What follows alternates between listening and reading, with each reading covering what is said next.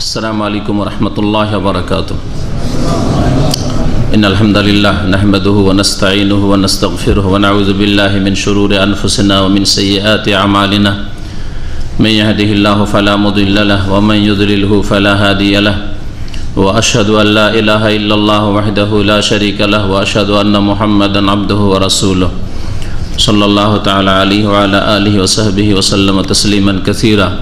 या अय्युहल्लज़ीना आमनुत्तक़ुल्लाह हक़्क़ तुक़ातिहि व ला तमूतुन्ना इल्ला व अंतुम मुस्लिमून।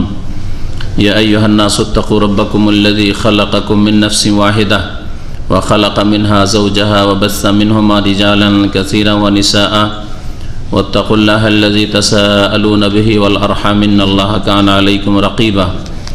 या अय्युहल्लज़ीना आमनुत्तक़ुल्लाह व क़ूलू क़ौलन सदीदा युस्लिह लकुम अअमालकुम व यग़फ़िर लकुम ज़ुनूबकुम व मन युतिइल्लाह व रसूलहु फ़क़द फ़ाज़ फ़ौज़न अज़ीमा। अम्मा बाद फ़क़द क़ालल मुअल्लिफ़ रहिमहुल्लाहु तआला व अन इब्न उमर रज़ियल्लाहु अन्हुमा अन्ना रसूलल्लाह सल्लल्लाहु अलैहि वसल्लम कान इज़ा क़अद लित्तशहुद वदा यदहु अल-युस्रा अला रुकबतिहि अल-युस्रा वल युमना अला अल-युमना व अक़द सलासन व खमसीन व अशारा बि इस्बाइहि सब्बाबा। रवाहु मुस्लिम। व फी रिवायतिन लहु व क़बदा असाबिअहु कुल्लहा व अशारा बिल्लती तलिल इबहाम।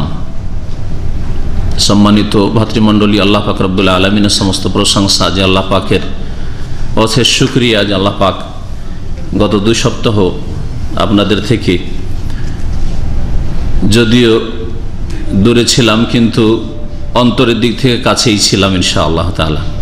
তারপর আল্লাহ পাক সহি সালামত আবার ফিরে আসার তৌফিক দান করেছেন, আলহামদুলিল্লাহ। আল্লাহ পাক রব্বুল আলামিনের শুকরিয়ার পরে সালাত ও সালাম মুহাম্মদুর রাসূলুল্লাহ সাল্লাল্লাহু আলাইহি ওয়াসাল্লামের উপর। আমাদের দর্সের বিষয়বস্তু হচ্ছে সালাতের মাসাইল বা নামাজ সংক্রান্ত মাসলা মাসাইল, বিধিবিধান।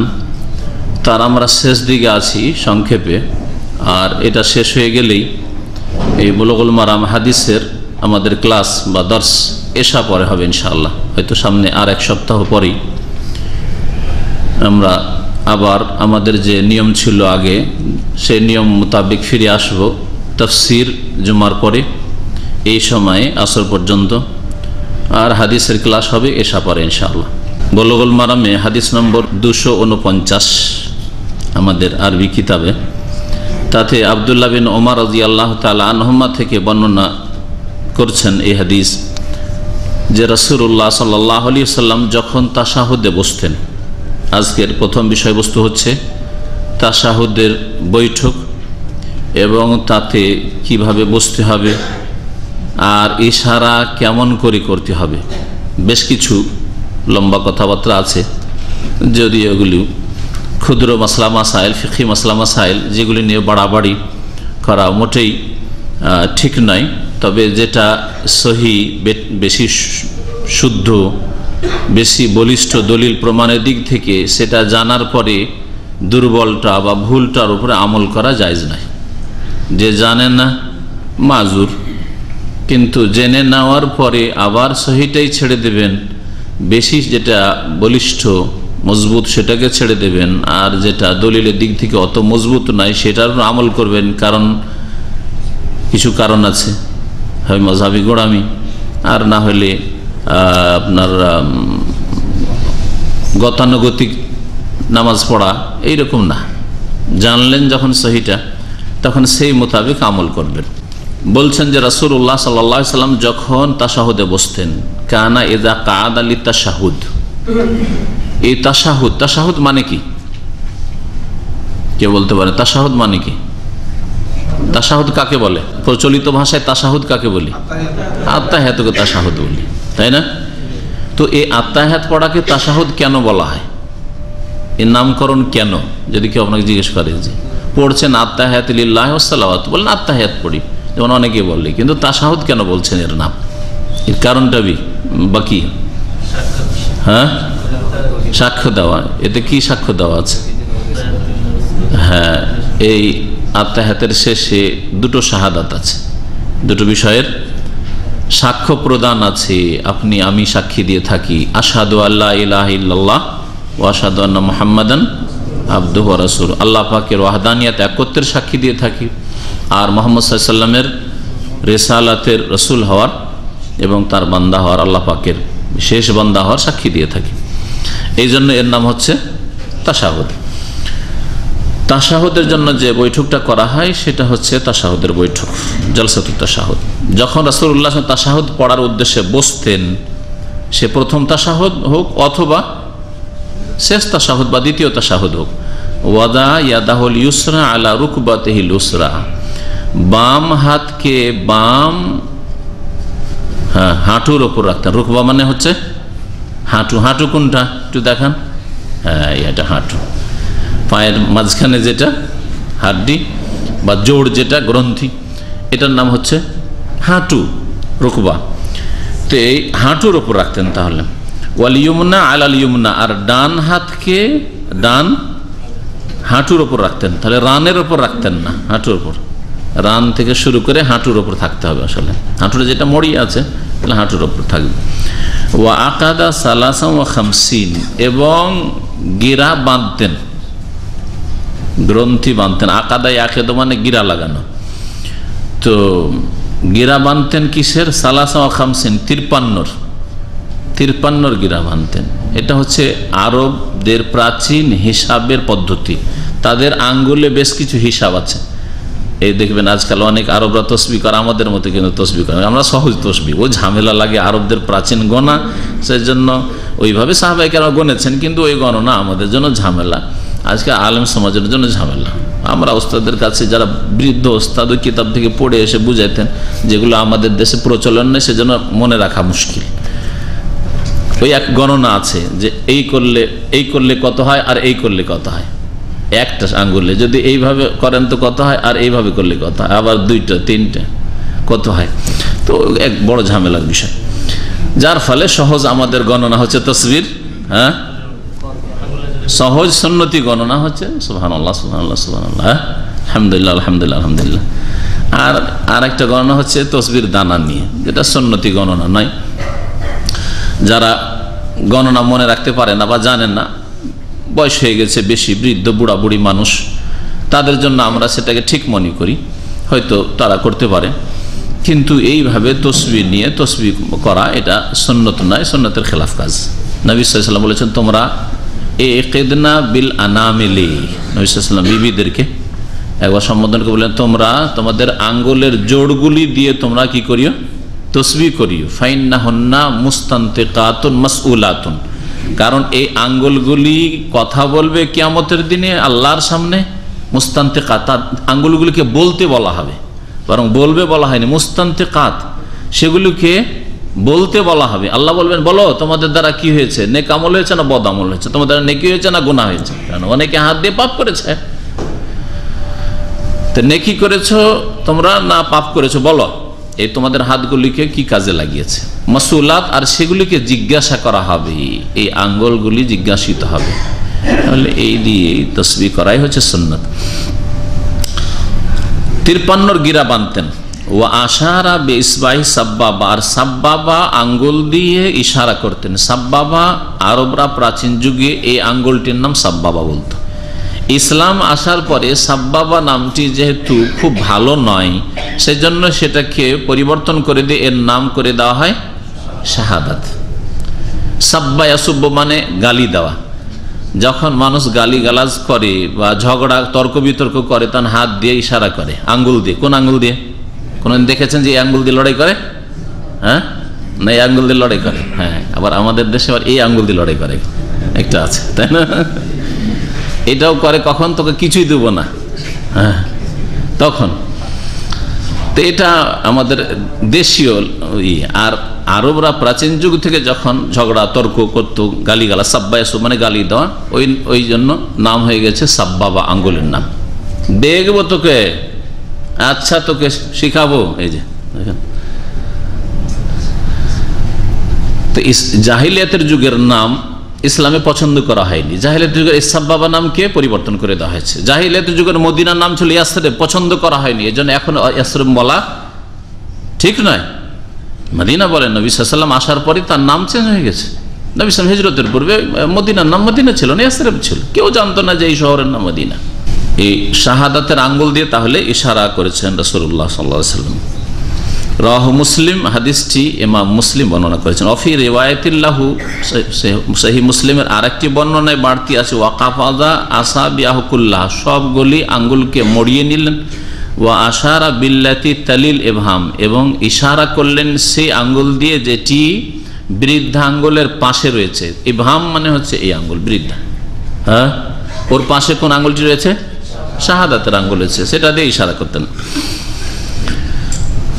তাহলে ইশারা এই শাহাদাতের আঙ্গুল দিয়ে। আঙ্গুলগুলির নাম জানা আছে, হ্যাঁ, ইবহাম নাম হয়ে গেল এটার নাম। আর এটার নাম সাব্বাবা ছিল, নাম বদলিয়ে দিয়ে শাহাদাত করা হয়, শাহাদাত হইল। আর হ্যাঁ উস্তা, মাশাআল্লাহ। আর হ্যাঁ বিনসার বা বিনসির, বুনসুর, 3 রকম পড়া যায়, হ্যাঁ, আরো বেশি পড়া যায়।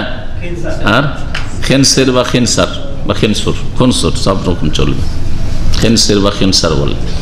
তো খিনসার, বিনসার, উস্তা, হ্যাঁ, শাহাদাত আর ইবহাম।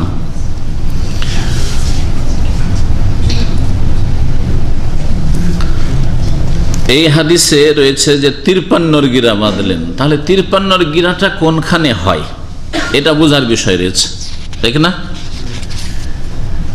তাশাহুদে বসলে ডান হাঁটুতে রাখতে হবে, বাম হাঁটুতে রাখতে হবে, এটা বুঝলাম।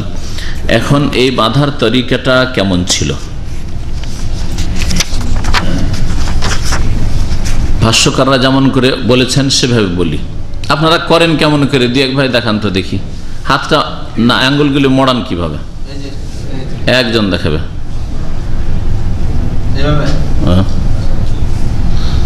খুব না, হয় না, সহি হয় না। এই দুটোকে মোড়াতে হবে,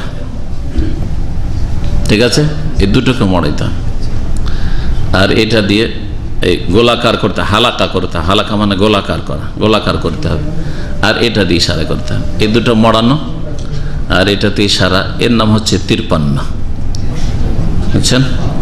হ্যাঁ, এর নাম হচ্ছে 53। আর একটা তরিকা আছে যা কিছু ওলামারা বর্ণনা করেছেন, সেটা হচ্ছে যে 53 হচ্ছে এইরকম, তারা বলছে 3, এইরকম 3 হইল, আর এটা হচ্ছে 50, যে 53 তাদের কাছে।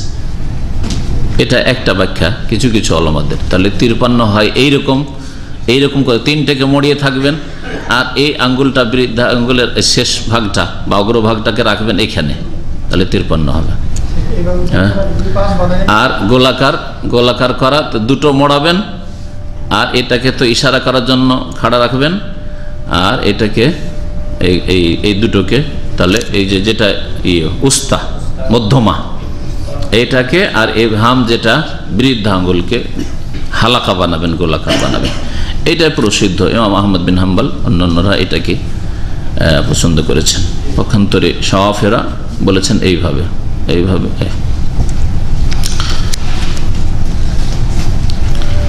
বলছেন যে 2 হাতের অবস্থা কেমন থাকবে তাশাহুদের অবস্থায়? ফালিউসরা ইয়াবসুতুহা আলা ফাখিযিল ইউসরা, বাম হাতকে বাম রানের ওপর রাখবেন কিন্তু হাঁটু সহ। ওয়া আম্মাল ইয়াদুল ইয়ুমনা, ডান হাতকে রাখবেন ফায়াকবিদুল খিনসির ওয়াল বিনসির। তরিকাটা শুনেন 53 কেমন করে হবে। খিনসির আর বিনসিরকে ইয়াকবিদু মানে মড়িয়ে নেবেন। ওয়া ইউহাল্লিকুল উস্তা মাল ইবহাম, আর মধ্যমা উস্তাকে ইবহামের সাথে হালাকা বানাবে, গোলাকার বানাবে, যেটা বললাম। ওয়া ইয়াদাউ সাব্বাবাতা আলা ওয়াদইহা, আর শাহাদাতের আঙ্গুলকে আপন অবস্থায় রেখে দিবে। হ্যাঁ, এইটা রাখতে গিয়ে অনেকে ভুল করে। কেউ তো একেবারে এইরকম করে থাকে, একেবারে মনে হচ্ছে যে গান ফিট করে আছে, এইভাবে খাড়া করেন না, এটা সুন্নতের খেলাফ। আর কেউ একেবারে নরমাল রেখে দেয়, এইরকম না। ওলামারা এর সিফাত সম্পর্কে, গুণ সম্পর্কে বলছেন সেটাকে একটু ঝুঁকিয়ে রাখবে। এনহেনা, রুকুতে যেমন ঝুঁকা, ওই রকম ঝুঁকিয়ে রাখবে, এইরকম করেও নয়, আর একেবারে ফেল না। আর ইশারা করবে। ইশারা কতবার করবে বা কোন জায়গায় করবে এই বিষয়টাই মতানৈক্য রয়েছে। এটাও ইনশাআল্লাহ তাআলা আপনাদের সামনে পেশ করব। মুস্তাইদান লিল ইশারা, এই আঙ্গুল দিয়ে প্রস্তুত থাক ইশারা করার জন্য বিত্তাউহিদ, আল্লাহর একত্ব এবং আল্লাহর বড়ত্ব, আল্লাহর বড়ত্ব ঘোষণার উদ্দেশ্যে। ওয়াহাজিহি সিফাতু তুসাম্মা ইস্তিলাহান হিসাবিয়ান কাদিমান সালাসা ওয়া খামসিন।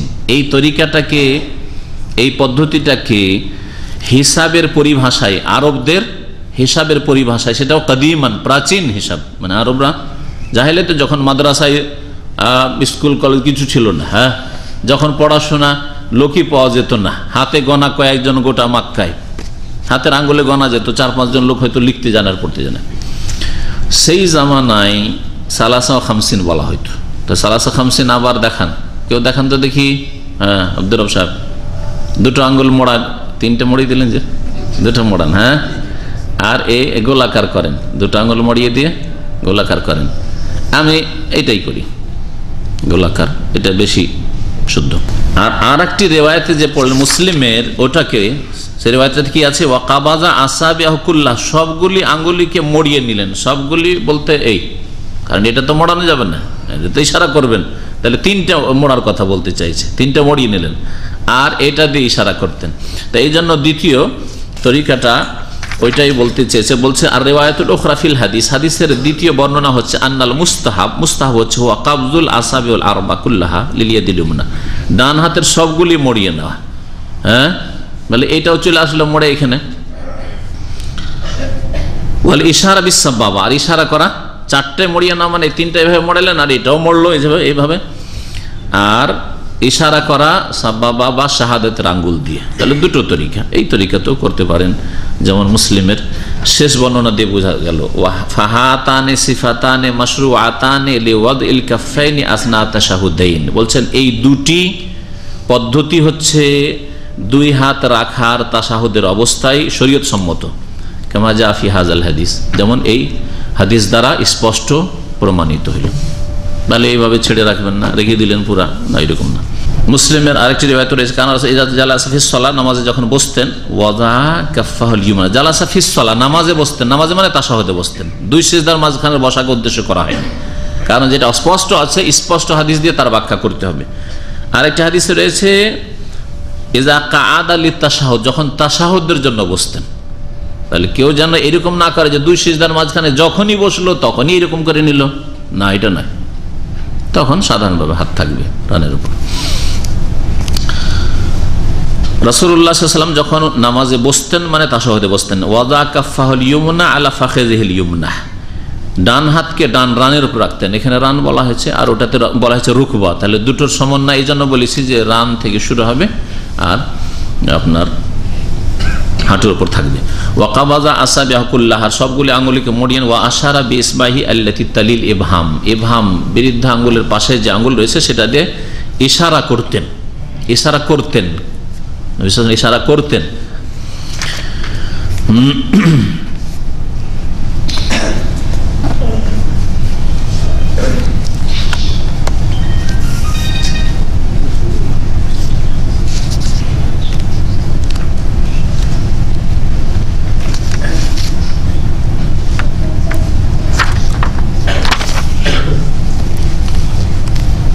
এখন সেই ইখতিলাফ বা ওলামাদের মতামতগুলি পেশ করি যে এই ইশারাটা কোথায় হইতে হবে, একবার হইতে হবে না একাধিকবার হইতে হবে। ভাষ্যকার বলছেন ওয়াখতালাফাল আইম্মাতু ওয়া আতবাউহুম ফিল হাল, ইমামগণ এবং তাদের অনুসারীরা মতবিরোধ করেছেন ওই অবস্থা সম্পর্কে, আল্লাতী ইউস্তাহাব্বু ফিহাল ইশারা, যেই সময় ইশারা করা মুস্তাহাব।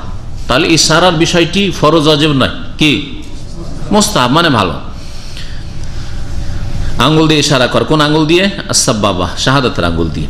ফাযাহাবাল হানফিয়াতু, হানাফিরা বলছেন, নাম ধরে দিয়ে বলবো না বিনা নামে বলবো? নাম ধরে বলতে হবে। আমাদের মদিনা ইউনিভার্সিটিতে যারা শরিয়া বিভাগে পড়াশোনা করে, মানে ফিকহের স্পেশালিস্ট, তাদেরকে নাম ধরে ধরে পড়ানো হয় যে অমুক ইমাম এই বলেছেন, অমুক মযহাব এই বলেছে, অমুক মযহাব এই রয়েছে, অমুক মযহাবই রয়েছে। আর অন্যান্য যে ফ্যাকাল্টিগুলো রয়েছে, যেমন কুলিয়াতুল হাদিস, হাদিস বিভাগ, তারপরে দাওয়া বিভাগ, ইতিহাস বিভাগ, ভাষা বিভাগ, ওগুলো তো শরিয়া পড়া হচ্ছে বা ফিকহি মাসলা মাসাইল পড়া হচ্ছে। তো হাদিস বিভাগে আমরা যে পড়তাম তাতে ফিকহি মাসলা মাসাইল ক্ষেত্রে নাম বলা হইতো না, কারণ নাম নিয়ে আমাদের কাম নেই। নাম বললে অনেক সময় এই নাম বলাটা গুমরাহির কারণ হয়ে যায়। কি বুঝলেন? আমার যদি অন্ধভক্ত হন, আল্লাহ না করে আমার কোনো অন্ধভক্ত হয় কিয়ামত পর্যন্ত, না এখন হয় না পরে, কিন্তু কেউ যদি এরকম ভক্ত হয় তখন আমার পক্ষ থেকে খামখা আমি ভুল করেছি, তারপর আমার পক্ষ থেকে তরফদারি করার চেষ্টা করবে, ঠিক না? যেটা ভুল আসলে। তো যখনই নাম বলে দেওয়া হবে তখনই এটা তো আমাদের অংশ, তো আমাদের মজহাবের ফতোয়া, তাহলে এইটাই নিতে হবে, সহি হোক অথবা ভুল নাও হোক, হয়তো অত দলিল মজবুত নাই, তারপরে আমাদের তো দলিল আছে, মজবুত না হলে কি হবে, ওটা স্বীকারই করবে না, ওইটাই মজবুত তখন হয়ে যাবে। হ্যাঁ, যার ফলে হাদিস বিভাগে বা অন্যান্য বিভাগগুলি পড়াইতে গিয়ে নাম বলা হয় না, বলা হয় এই বিষয়ে 4টি মত আছে। একটি মত হচ্ছে এই আল কাউলুল আউয়াল, প্রথম মত হচ্ছে এই, দ্বিতীয় মত এই, তৃতীয় মত এই, চতুর্থ মত এই, প্রথম মতের দলিল এই, দ্বিতীয় মতের দলিল এই, তৃতীয় মতের দলিল এই, যুক্তি এই, আর চতুর্থ মতের দলিল প্রমাণ এই বা যুক্তি এই, আর এর মধ্যে সহিহ হাদিসের আলোকে বা দলিলের আলোকে এটা বেশি ঠিক, যেটা ঠিক হবে সেটাই। কখন ইমাম শাফির মত ঠিক হলো, কখন ইমাম আবু হানিফার মতটা বেশি ঠিক হলো, কখন ইমাম মালিকেরটা বেশি মজবুত হলো, কখন ইমাম আহমদ বিন হাম্বলের ঠিক হলো রাহমাতুল্লাহ আলাইহিম আজমাইন। বুঝলেন?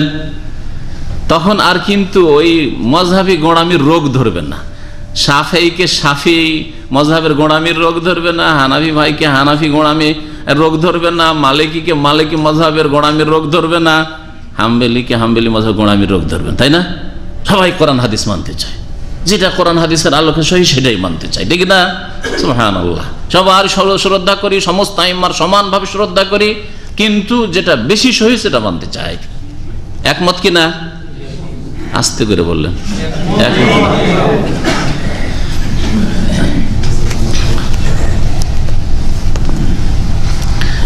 এই জন্য হাদিস বিভাগে যারা পড়াশোনা করে তারা কোরআন এবং হাদিস যদিও হয়তো ছিল মজহাবি গোঁড়ামিতে, ইন্দোনেশিয়া থেকে এসছে, মালয়েশিয়া থেকে এসছে শাফিঈ হয়ে, আফ্রিকা থেকে এসে আমাদের সাথে পড়াশোনা করেছে, আমাদের 5টা 7টা বা 8-10টা সাথী ছিল যারা ছিল আফ্রিকার মালিকই ছিল, কেউ ভারত উপমহাদেশ থেকে বা আফগানিস্তান থেকে বাংলাদেশ থেকে যারা এসছে, অনেকে হানাফি হয়ে এসছে, কেউ হাম্বেলি হয়ে এসছে, যদিও হাম্বেলিদের মধ্যে মজহাবি গোঁড়ামিটা অনেক কম তুলনামূলক। তো দলিল প্রমাণ এইভাবে পড়ার কারণে তারা কোরআন সুন্নাহ অনুসারী হয়ে যেত। নামকে অস্তে এসছে বংশে, কেউ কোনো শাফি বংশ থেকে এসছে, কেউ এসছে আপনার মালিকি বংশ থেকে, কেউ হাম্বেলি বংশ থেকে, কেউ হানাফি বংশ থেকে, কিন্তু কোরআন এবং হাদিস এইভাবে পড়ার কারণে মদিনা শরীফে কোরআন সুন্নাহ মানার মন মানসিকতা তৈরি হয়ে যায় অধিকাংশ ছেলেদের, ছাত্রদের। আর ওইভাবে প্রোডাকশন হয়। কোরআন এবং হাদিসকে প্রাধান্য দিতে হবে, কারণ আল্লাহ পাক যা নাজেল করেছেন তার অনুসরণ করতে বলেছেন। ইত্তাবিউ মা উনজিলা ইলাইকুম মির রাব্বিকুম। হ্যাঁ, আল্লাহ পাক রব্বুল আলামিন কোরআন সুন্নাহ মানা ফরজ করেছেন, আল্লাহ এবং তার রাসূলের কথা মানা ফরজ করেছেন, আমার আপনার কথা মানা ফরজ করেনি, যদি কোরআন হাদিসের অনুকূলে না হয়। আমরা 5 রকম কথা বললাম, তার মধ্যে একটা কথা কোরআন হাদিসের কাছাকাছি, ওইটা মানা ফরজ, আর বাকিগুলো মানা ফরজ নাই।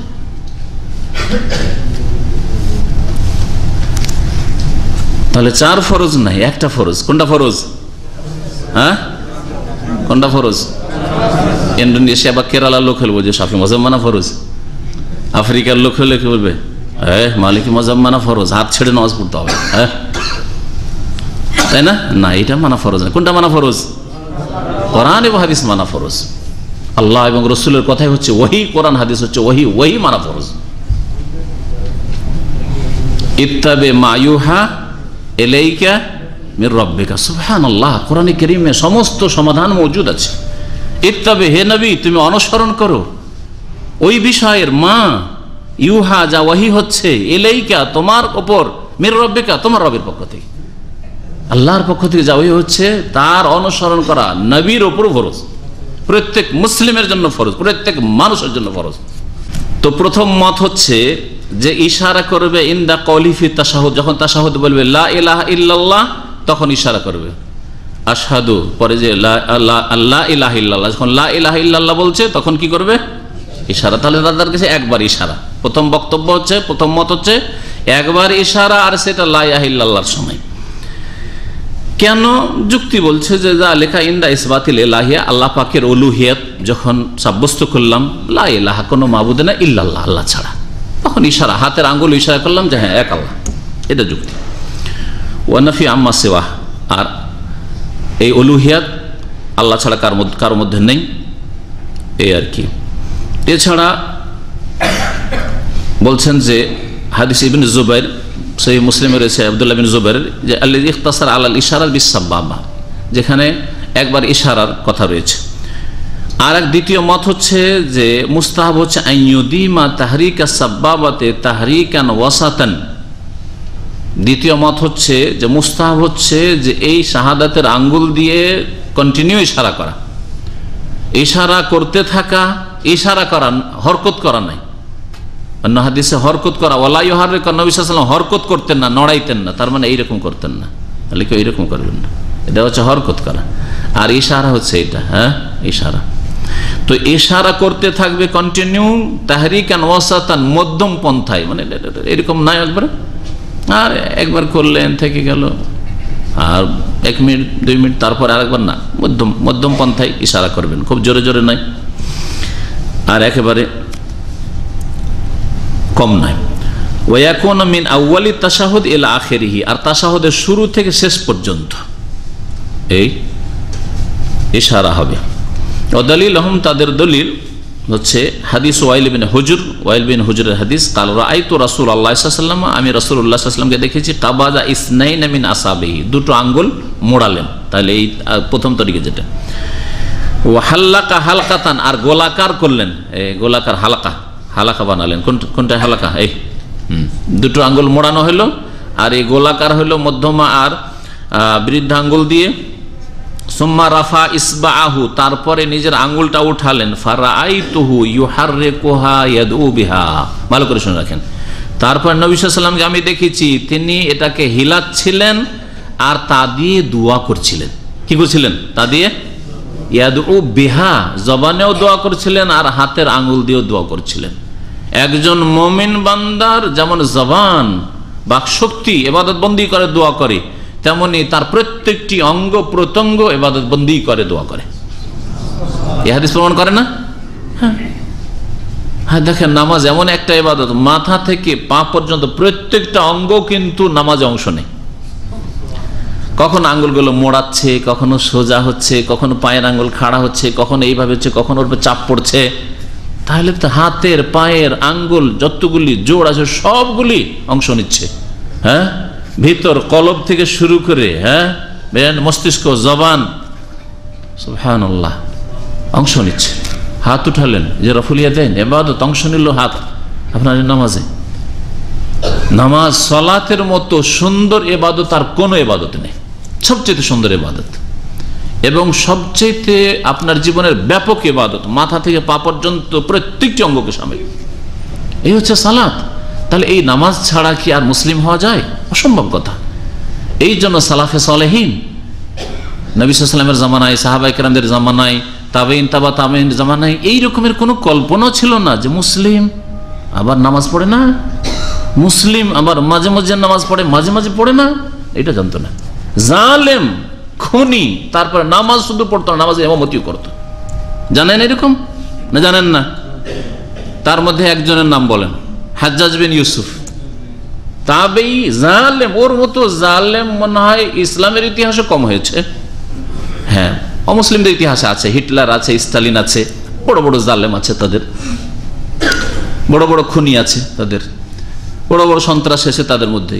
কিন্তু মুসলিম উম্মাতে, বিশেষ করে স্বর্ণযুগের মধ্যে, তাবেঈন, তাবা তাবেঈনদের জামানায় সাহাবায়ে কেরাম, অসংখ্য সাহাবায়ে কেরাম মওজুদ, এত বড় জালেম 1,20,000 মানুষকে ধরে বন্দি করে মেরেছে। আর এমনি যুদ্ধের ময়দানে মেরেছে মুসলিম, এগুলো মুসলিম, এগুলো কোনো অমুসলিম না। এইরকম জালেম নবী সাল্লাল্লাহু আলাইহি ওয়াসাল্লামের ভবিষ্যৎবাণী ছিল এই হাজ্জাজ বিন ইউসুফ জালেম সম্পর্কে, সাকিফ গোত্রের, যে আমার উম্মতে একজন ধ্বংসাত্মক ব্যক্তি, ধ্বংসকারী ব্যক্তি, মুবীর জন্ম নেবে। আর তার সম্পর্কে মুহাদ্দিসিন কেরাম সে হাদিসের ভাষায় তিরমিজির হাদিস লিখেছেন যে সে হচ্ছে হাজ্জাজ বিন ইউসুফ। সে শুধু নামাজ 5 ওয়াক্ত পড়তো না, নামাজের ইমামতি পর্যন্ত করত।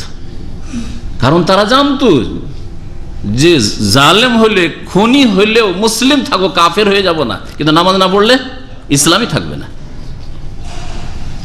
তার নামাজের কত গুরুত্ব। এর মানে এই নয় যে কাউকে খুন করা হালকা বিষয়, হালকা বিষয় নেই, কঠোর শাস্তি। আল্লাহ চিরকালের শাস্তির কথা বলেছেন, এটাই হচ্ছে তার আসল শাস্তি। কিন্তু আল্লাহ পাক চিরকাল না দিয়ে হয়তো দীর্ঘকাল দিবেন, যদি ঈমান ঠিক থাকে, তাওহীদ ঠিক থাকে খুনিকে।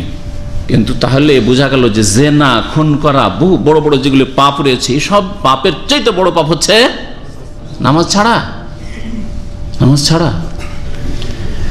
সুতরাং কোন মুসলিম হালকা মনে করবেন না যে একটা অক্ত তো ছাড়লাম, শুধু ফজরটাই তো পড়ি না, একটা অক্ত তো এই সূর্য ওঠার পর পড়ছি, বাকিটা তো ঠিক টাইমেই পড়ছি, এত হালকা বিষয় মনে করবেন না। কিয়ামতের দিন বড়ই লাঞ্ছিত অপদস্থ হবেন, তখন আর সংশোধনের কোনো সুযোগ থাকবে না, কোনো সংশোধনের সুযোগ থাকবে না। প্রথম হিসাব কিসের হবে? নামাজের হবে।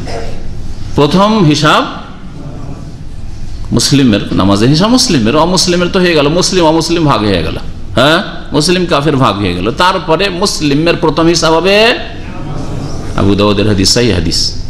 আর প্রথম বিচার হবে কিসের বলতে পারেন? মানুষের মাঝে একজন মানুষের আর একজন মানুষের, বান্দার হকের ক্ষেত্রে প্রথম বিচার হবে, হিসাব আর বিচার। হিসাব হবে প্রথম কিসের? নামাজের হিসাব হবে। আর বিচার হবে কিসের? খুনের। সুতরাং কোন মুসলিমের, কোন মুসলিম গুনাহগার ফাসিক মুসলিমও যদি হয়, কোন মুসলিমের রক্তের সাথে সামান্যতম যেন আপনার সম্পর্ক না থাকে, যে আপনি ইশারা ইঙ্গিতে তাকে মারিয়েছেন, হ্যাঁ আপনি মারাননি, তবে ইশারা ইঙ্গিত করেছেন, দে মেরে দে, আরে কি হবে, আরে এমন কি আছে, এ মুসলিম নাকি? হ্যাঁ, একটু আপনার মতের সাথে মিল না থাকলে, আপনার বিরুদ্ধে হইলে, আপনার বিরুদ্ধে বেরোলে মারে, এত সোজা নয় মুসলিমের রক্ত। সুবহানাল্লাহ। কিয়ামতের দিনে এই দুটো হিসাবের কথা সবসময় মনে রাখবেন, তাহলে নাজাত পাবে। কি বলছিলাম? যে মুসলিমের প্রত্যেকটি অঙ্গ প্রত্যঙ্গ সালাত অবস্থায়, নামাজের অবস্থায় কি করে? ইবাদতে নিয়োজিত থাকে। ফারাআইতুহু ইউহাররিকুহু ওয়া ইয়াদউ বিহা, আমি দেখলাম যে রাসূলুল্লাহ সাল্লাল্লাহু আলাইহি ওয়াসাল্লাম সেই আঙ্গুলটিকে কি করছিলেন? নড়াচ্ছিলেন, ইয়াদউ বিহা, এবং তার দ্বারা দোয়া করছিলেন। বিহা মানে তা দিয়ে দোয়া করছিলেন। জবানে যেমন দোয়া, তেমনি এই হাতের আঙ্গুল দিয়ে দোয়া। সুতরাং এক শ্রেণীর লোকদেরকে সাবধান করছি, যারা যখন দেখে পাশে কোনো লোককে বা কোনো মুসল্লি সম্পর্কে যে এরা হিলায়, তখন ওদেরকে ঠাট্টা করে। লোকটি দোয়া করছে আঙ্গুল দিয়ে, আর আপনি ঠাট্টা করছেন, কত বড় অপরাধ করলেন। এটা সেই ব্যক্তিকে ঠাট্টা করলেন না দিনকে ঠাট্টা করলেন? দিনকে ঠাট্টা করা কত বড় অপরাধ জানেন কি? কুফরি কাজ। দিনকে নিয়ে ঠাট্টা করা হচ্ছে কুফরি কাজ। সে কাফের হবে না হবে সেটা পরের কথা, কুফরি কাজ এটা। কুফরি কাজ আর কাফের হয়ে গেল, দুটোতে পার্থক্য আছে। কাফের কখন হবে? জানলো বিষয়টি, জানার পরেও সে অবজ্ঞা করলো, হ্যাঁ তখন হবে। কিন্তু অজ্ঞতা আছে, বিষয়টি জানে না যে আমি একটা লোক টাকনার উপরে কাপড় আছে, এটা দিন। ওই ব্যক্তিকে ঠাট্টা করছেন না আপনি, সে ইসলাম পালন করছে, সে জাহান্নাম থেকে বাঁচছে। আরে অভদ্রতা, আরে কি করো তুমি, টাকনার উপরে কাপড়, কাপড়টাই পড়তে জানলে না, আপনি তাকে ঠাট্টা করলেন, আপনি দিনকে ঠাট্টা করলেন। এটা কুফরি কাজ, বড় কুফরি। আপনার যদি অজ্ঞতা না থাকে, এই বিষয়ে হাদিস জানা থাকে, দিন জানা থাকে, তারপরে করেন, তাহলে কাফের। কাফের হয়ে যাওয়ার জন্য কিছু শর্ত আছে আর কিছু বাধা আছে। ওগুলো যদি বাধাও নেই আর শর্ত আপনার সব পুরা আছে, তাহলে কাফের হয়ে যাবে, আর না হলে কুফরি করলো। এই জন্য আমরা আলোচনাতে বলি যে এটি হচ্ছে শিরকি কাজ। এ শিরিক করলো, কুফরি করলো, যে কাফের মুশরিক না। ওটার জন্য আলাদা আরো চিন্তা করতে হবে যে এই শর্তগুলি, কন্ডিশনগুলি পুরা হয়েছে কিনা। তারপরে যে শিরক, মুশরিক আর কাফের হওয়ার জন্য যে বাধা ছিল, বাধাগুলি তার দূর হয়েছে কিনা। জি হ্যাঁ, খুব সংক্ষেপে বিষয়টি বললাম। এর উপরে বিস্তারিত আলোচনার প্রয়োজন আছে আরো বোঝার জন্য। এই জন্য এই কাফের বলে ফতোয়াবাজি করা এত ডাল ভাত নাই, মুশরিক বলে ফতোয়াবাজি করা ডাল ভাত না। আপনার দল করে না, হ্যাঁ আপনার মতের সাথে মিল হয় না, আর এরা কি মুসলমান নাকি, কাফের ঢালার না, এইরকম বিপজ্জনক কথা। এটা নিজেই হয়তো কাফের হয়ে যাবেন, অপরকে কাফের বলতে কি। এই জন্য কুফরি কাজ, দিন সম্পর্কে ঠাট্টা করবে, কুফরি কাজ। আল্লাহ পাক কোরআনে কারীমে বলছেন যে কুল আবিল্লাহি ওয়া আয়াতি ওয়া রাসূলিহি কুনতুম তাস্তাহজিউন, তোমরা আল্লাহকে নিয়ে আর রসুলকে নিয়ে আর আল্লাহর আয়াত বিধিবিধানকে নিয়ে ঠাট্টা করো, লা তাহতাজিরু, তোমাদের কোনো ওজর চলবে না। কাদ কাফারতুম বাদা ঈমানিকুম, সূরা তাওবা আল্লাহ পাক বলছেন তোমরা কুফরি করেছো, কাফের হয়ে গেছো তোমাদের ঈমানের পরে। তাহলে আল্লাহকে নিয়ে ঠাট্টা করা, আল্লাহর দ্বীনকে নিয়ে ঠাট্টা করা, আল্লাহ রসুলকে নিয়ে ঠাট্টা করা, দ্বীনের কোনো বিধিবিধান একটি হুকুম আহকামকে নিয়ে ঠাট্টা মজাক করা, যে হুকুম আহকাম পালন করছে সেই জন্য ঠাট্টা করা, বোরকা নিয়ে ঠাট্টা মজাক করা কুফরি কাজ। আর কুফরি কাজ করলে কাফের কখন হবে সেটা তখন ওলামারা সিদ্ধান্ত দেবে, সেটা সাধারণ লোকেদের কাজ না। মুসনাদে আহমদের হাদিস, নাসাইর হাদিস। তো ইশারা করে দোয়া করা যে প্রমাণিত, এটা সহিহ হাদিস, মুসনাদে আহমদে আছে আর নাসাইতে আছে। নাসাইর হাদিস নম্বর হচ্ছে 889।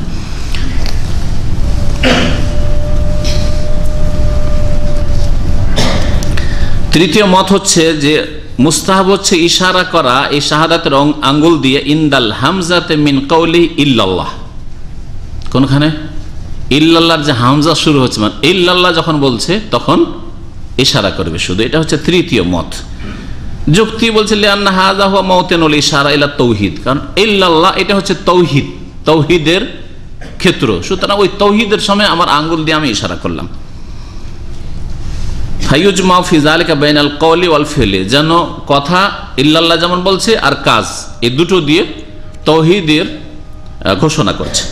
তারাও ইশারাটাকে, যে ইশারা শব্দগুলি হাদিসে এসেছে মুসলিমে ওই একই হাদিস, ওয়া আশারা বিসমাহি আল্লাতি তালিল ইবহাম, বৃদ্ধার আঙ্গুলের পাশে যে আঙ্গুল রয়েছে সেটা দিয়ে ইশারা করলেন। ইশারা মানে তারা একবার করে নিয়েছে। কিন্তু ওই হাদিস, যে হাদিসটি, আচ্ছা 4 নম্বর মতটি বলে দিই। 4 নম্বর মত হচ্ছে ইস্তেহবাবুল ইশারাতে বিসাব্বাবাতি ফি তাশাহুদ ফি কুল্লি মাররাতিন ইনদা যিকরি লাফজি আল্লাহ মুনাব্বিহান আলা তাওহীদ ওয়ালা ইউহাররিকুহা। বলছে যে শাহাদাতের আঙ্গুল দিয়ে তাশাহুদে ইশারা করা মুস্তাহাব কখন? যখন যখন আল্লাহর নাম বা গুণবাচক নাম আসবে, যেমন আত্তাহিয়াতু লিল্লাহ ওয়াসসালাওয়াতু ওয়াত-তাইয়্যিবাতু আসসালামু আলাইকা আইয়ুহান নবী ওয়া রাহমাতুল্লাহ, এই যে আল্লাহর নাম যখন যখন আসবে, ওয়া বারাকাতুহু, আল্লাহর দিকে ইশারা হচ্ছে, আসসালামু আলাইনা ওয়া আলা ইবাদিল্লাহি সালিহিন, আশহাদু আল্লা ইলাহা ইল্লাল্লাহ ওয়া আশহাদু আন্না মুহাম্মাদান আবদুহু ওয়া রাসূলুহু। তাদের কাছেও বেশ কয়েকবার ইশারা আছে, কিন্তু তারা বলছে যে শুধু আল্লাহর নাম অথবা আল্লাহর গুণবাচক নাম যখন আসবে তখন ইশারা করবে তাওহীদের ঘোষণার উদ্দেশ্যে। কয়টি মত হলো? একটা হলো যে কি, প্রথমটা কি বললাম, লা ইলাহা ইল্লাল্লাহ বলার সময়। দ্বিতীয় বললাম যে শুরু থেকে শেষ পর্যন্ত ইশারা করতেই থাকবে। আর তৃতীয় বললাম যে ইল্লাল্লাহর সময়। আর চতুর্থ হচ্ছে যখন যখন আল্লাহ পাকের নাম অথবা গুণাবলী আসবে তখন কি করতে হবে। রাসূলুল্লাহ সাল্লাল্লাহু আলাইহি ওয়াসাল্লামের হাদিস, যে রাসূলুল্লাহ সাল্লাল্লাহু আলাইহি ওয়াসাল্লাম ইশারা করতেন, কানা শব্দটি ওই হাদিসগুলিতে এসছে। এদের থেকে বোঝা যায় যে ইশারাটা কন্টিনিউ হতো। কানা যদি আসে তো ইস্তেমরার বোঝায়, মাজি ইস্তেমরারই বোঝায়। তো এই জন্য ইশারাটা কন্টিনিউ হইতো, এটাই উচিত।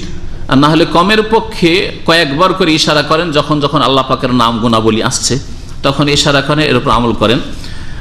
আর এই বিষয়ে বাড়াবাড়ির কোনো প্রয়োজন করে না।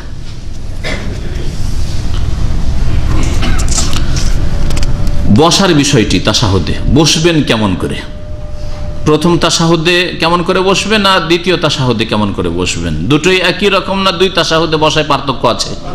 পার্থক্য আছে। এটা কিন্তু একটাই মত না, মানুষ ওলামাদের ইখতিলাফ রয়েছে। একদল বলছেন যে মুস্তাহাব হচ্ছে যে দুই তাশাহুদে তাওয়াররুক করে বসবে, আন্নাল মুস্তাহাব আইয়াজলিসা মুতাওয়াররিকান। তাওয়াররুক করে মানে নিতম্ব মাটিতে রেখে, নিতম্বে ভর দিয়ে মানে নিতম্ব মাটিতে রেখে বসা। একটু বসে দেখান দেখি আব্দুর রব ভাই, মানে বসে আছেন আব্দুর রব ভাই, ওইটাকে একটু ঠিক করে দিলে হয়। বসে আছেন কিন্তু হাতটা পাশে এতে ওঠান, হাত নিচে রাখা জায়েজ নাই। হ্যাঁ, এই নামাজের অবস্থায় হাত নিচে রাখা যাবে না, হাত রানের উপর রাখতে হবে। হ্যাঁ, তো এইভাবে এই যে নিতম্বকে মাটিতে রেখে দিয়েছেন, এটা হচ্ছে তাওয়াররুক। ওয়ারিকুন মানে হচ্ছে নিতম্ব, আর তাওয়াররুক মানে নিতম্ব পেতে বসা। জি, এটা প্রথম তাশাহুদেও আর দ্বিতীয় তাশাহুদে, এক তাশাহুদ বিশিষ্ট নামাজ হোক আর দুই তাশাহুদ হোক, সবগুলিতে। তাহলে এটা একটি মত, ইমাম মালিক এবং তার অনুসারীরা এই মতেই রয়েছে। আর একটি মত হচ্ছে মুস্তাহাব হচ্ছে এর বিপরীত, তাওয়াররুক নিতম্বে বসাই নেই, কি হচ্ছে দুই তাশাহুদেই ডান পা দাঁড় করে দিতে হবে আর বাম পা বিছিয়ে বসতে হবে। আন্নাল মুস্তাহাব হুয়া আইয়ান সে বারিজলাহুল ইয়ুমনা, ডান পা দাঁড় করে দেওয়া, ওয়া ইয়াকুদু আলাল ইউসরা, আর বাম পায়ে ভর দিয়ে বসা, এই যে বাম পাকে বিছিয়ে বাম পায়ের উপর বসা, এটা হচ্ছে তাহলে ইফতিরাশ। বাম পা ইফতিরাশ মানে বিছিয়ে দেওয়া, তো বাম পাকে বিছিয়ে দিয়ে তার উপরে বসা। ওয়া হাযা ফি কুল্লি জালাসাতিস সালাত, নামাজের সবগুলি বৈঠকে এটা। এই দুটি মত হচ্ছে পরস্পর বিরোধী, একটাতে দুই তাশাহুদেই নিতম্বে বসা, আর একটা হচ্ছে দুই তাশাহুদেই পায়ে ভর দিয়ে বসা, ইফতিরাশ করা। তৃতীয় মত হচ্ছে আন্নাল মুস্তাহাব আন ইয়াতাওয়াররাকা ফি জুলুসিত তাশাহুদিল আখির ফি সালাতি যাতি তাশাহুদাইন, হচ্ছে তাওয়াররুক করবে শেষ তাশাহুদে,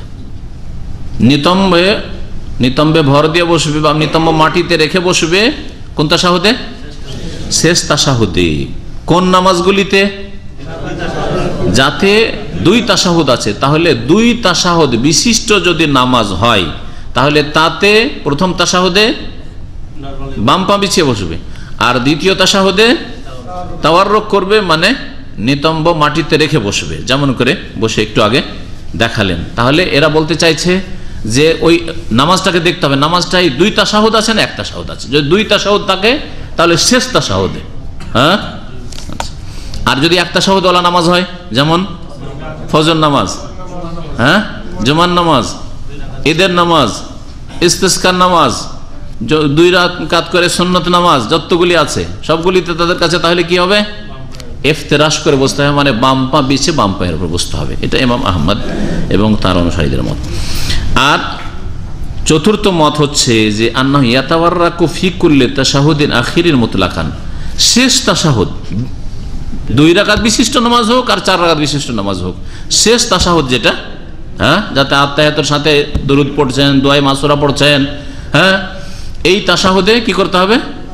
তাওয়াররুক করতে হবে, নিতম্বে ভর দিয়ে বসতে হবে, নিতম্ব মাটিতে রেখে বসতে হবে। সাওন কানাত সালাতু সুনাইয়া, তার নামাজ দুই রাকাত বিশিষ্ট হোক, আও আকসার অথবা 3 রাকাত নামাজ হোক মাগরিবের, অথবা 4 রাকাত নামাজ হোক। ওয়ায়ানসিবুল ইয়ুমনা ওয়াজলিসু আলাল ইউসরা ফিমা আদাহু, তাহলে শেষ তাশাহুদে বুঝা গেল না? আর প্রথম তাশাহুদ কোনটা হবে তাহলে তাদের কাছে?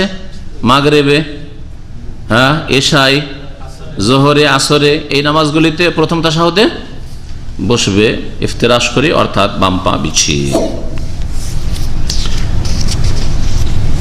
ইমাম ইবনে জারির রাহমাতুল্লাহ আলাইহি বলছেন আন্নাস সুন্নাতা ওয়ারাদাত বিহাযা কুল্লি, হাদিসে এই পদ্ধতিগুলি এসছে, সুতরাং ফাআলা ইয়া জালসাতিন জালাসা, যেভাবে বসুক না কেন, মুতাওয়াররিকান আও নাসিবান আল ইয়ুমনা ওয়া জালিসান আল ইউসরা ফাকাদ আসাবা সুন্নাহ, যেভাবে বসুক না কেন তা হয়ে যাবে। ওয়াল আমরু ফিহি সাহ, এই ব্যাপারে স্বাধীনতা আছে, ইমাম ইবনে জারির বলতে চেয়েছেন।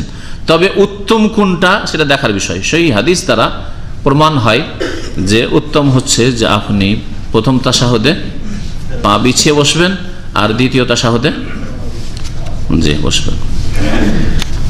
আল্লাহু আ'লাম। উত্তমের শুধু ইখতিলাফ।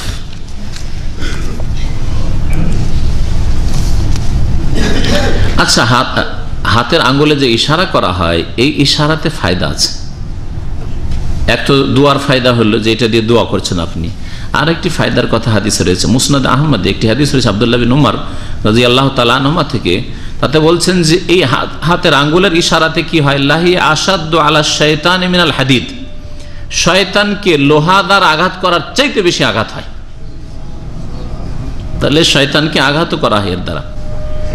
বাইহাকিতে আরেকটি riwayat রয়েছে, তাতে রয়েছে তাহরিকুল ইসবা মুজইরাতুন লিশ-শাইতান, এই আঙ্গুল ইশারা করা, আঙ্গুল হেলানো, এতে শয়তানকে ভীত সন্ত্রস্ত করা হয়।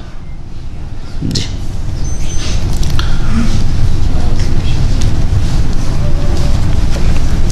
এখন আত্তাহিয়াতে যাওয়া যাক, কথা বেশ লম্বা হয়ে গেছে বৈঠকের ক্ষেত্রে। জি, ওয়ান আব্দুল্লাহ বিন মাসউদ রাদিয়াল্লাহু আনহু قال التفت الينا رسول الله صلى الله عليه وسلم فقال اذا صلى احدكم فليقل التحيات لله والصلوات والطيبات والسلام عليك ايها النبي ورحمه الله وبركاته والسلام علينا وعلى عباد الله الصالحين اشهد ان لا اله الا الله واشهد ان محمدا عبده ورسوله ثم ليتخير من الدعاء اعجبه اليه فيدعو متفق عليه واللفظ للبخاري وللنسائي كنا نقول قبل ان يفرض علينا التشهد ولأحمد أن النبي صلى الله عليه وسلم علمه التشهد وأمره أن يعلمه الناس ولمسلم عن ابن عباس رضي الله عنهما قال كان رسول الله صلى الله عليه وسلم يعلمنا التشهد التحيات المباركات والصلوات والطيبات لله إلى آخره শেষ তাশাহুদটা শুনলেন না? সামান্য পার্থক্য দেখলেন না? পার্থক্য নাই, বুঝেননি এখনো? চলেন তরজমা করা যাক, তখন বুঝবেন। আব্দুল্লাহ বিন মাসউদ রাদিয়াল্লাহু তাআলা আনহু থেকে বর্ণিত, তিনি বলছেন যে একদিন রাসূলুল্লাহ সাল্লাল্লাহু আলাইহি সাল্লাম আমার দিকে ফিরে দেখলেন। ইলতাফাতা ইলাইনা রাসূলুল্লাহ সাল্লাল্লাহু আলাইহি সাল্লাম, একদিন রাসূলুল্লাহ আমাদের দিকে মুখ ফিরিয়ে দেখলেন। ফাকালা, আর তারপর বললেন, ইজা সাল্লা আহাদুকুম, তোমাদের যে কেউ যখন নামাজ আদায় করবে, ফালিয়াকুল, তখন যেন বলে। কোনখানে বলে বলা হয়নি, কিন্তু সাহাবীরা ওটা বুঝছেন যে এটা বৈঠকে বলতে হবে। আত্তাহিয়াতু, কি বলবে? আত্তাহিয়াতু লিল্লাহ ওয়াসসালাওয়াতু ওয়াত-তাইয়্যিবাতু। আত্তাহিয়াতু লিল্লাহ, তাহিয়াতু লিল্লাহ মানে কি? তাহিয়া মানে তো সালাম, তো আল্লাহর জন্য সালাম, আল্লাহর জন্য সালাম কি হবে? অর্থ পুরা হবে না। এই জন্য এই শব্দগুলির ভাব অর্থ জানতে হবে, শাব্দিক অর্থ যথেষ্ট নাই। ভাষ্যকারগণ এগুলির ভাব অর্থ কি করেছেন? আত্তাহিয়াত, তাহিয়াত হচ্ছে বাচনিক ইবাদত, মুখের জবানের ইবাদত, এটা হচ্ছে তাহিয়াত। কারণ মানুষ তাহিয়া পেশ করে, সালাম পেশ করে কি দিয়ে? জি, জবান দিয়ে, কথার দ্বারা। তাহলে বাচনিক সমস্ত তাহিয়াত বহু বচন, বাচনিক ইবাদত সমস্ত কার জন্য? আল্লাহর জন্য। ওয়াসসালাওয়াত, এবং শারীরিক ইবাদত, সালাওয়াত মানে দৈহিক ইবাদত, সালাত সম্পাদন হয় আসল দেহ অঙ্গ প্রত্যঙ্গ দিয়ে। দৈহিক ইবাদত কার জন্য? লিল্লাহ, আল্লাহর জন্য। এখানে লিল্লাহ উজ্জ আছে, আসলে ছিল আত্তাহিয়াত ওয়াসসালাওয়াত ওয়াত-তাইয়্যিবাত লিল্লাহ, এগুলো সব আল্লাহর জন্য। তো বাচনিক সমস্ত ইবাদত আল্লাহর জন্য, দৈহিক সমস্ত ইবাদত বন্দেগী আল্লাহর জন্য, ওয়াত-তাইয়্যিবাত, আর আর্থিক সমস্ত ইবাদত বন্দেগী আল্লাহর জন্য।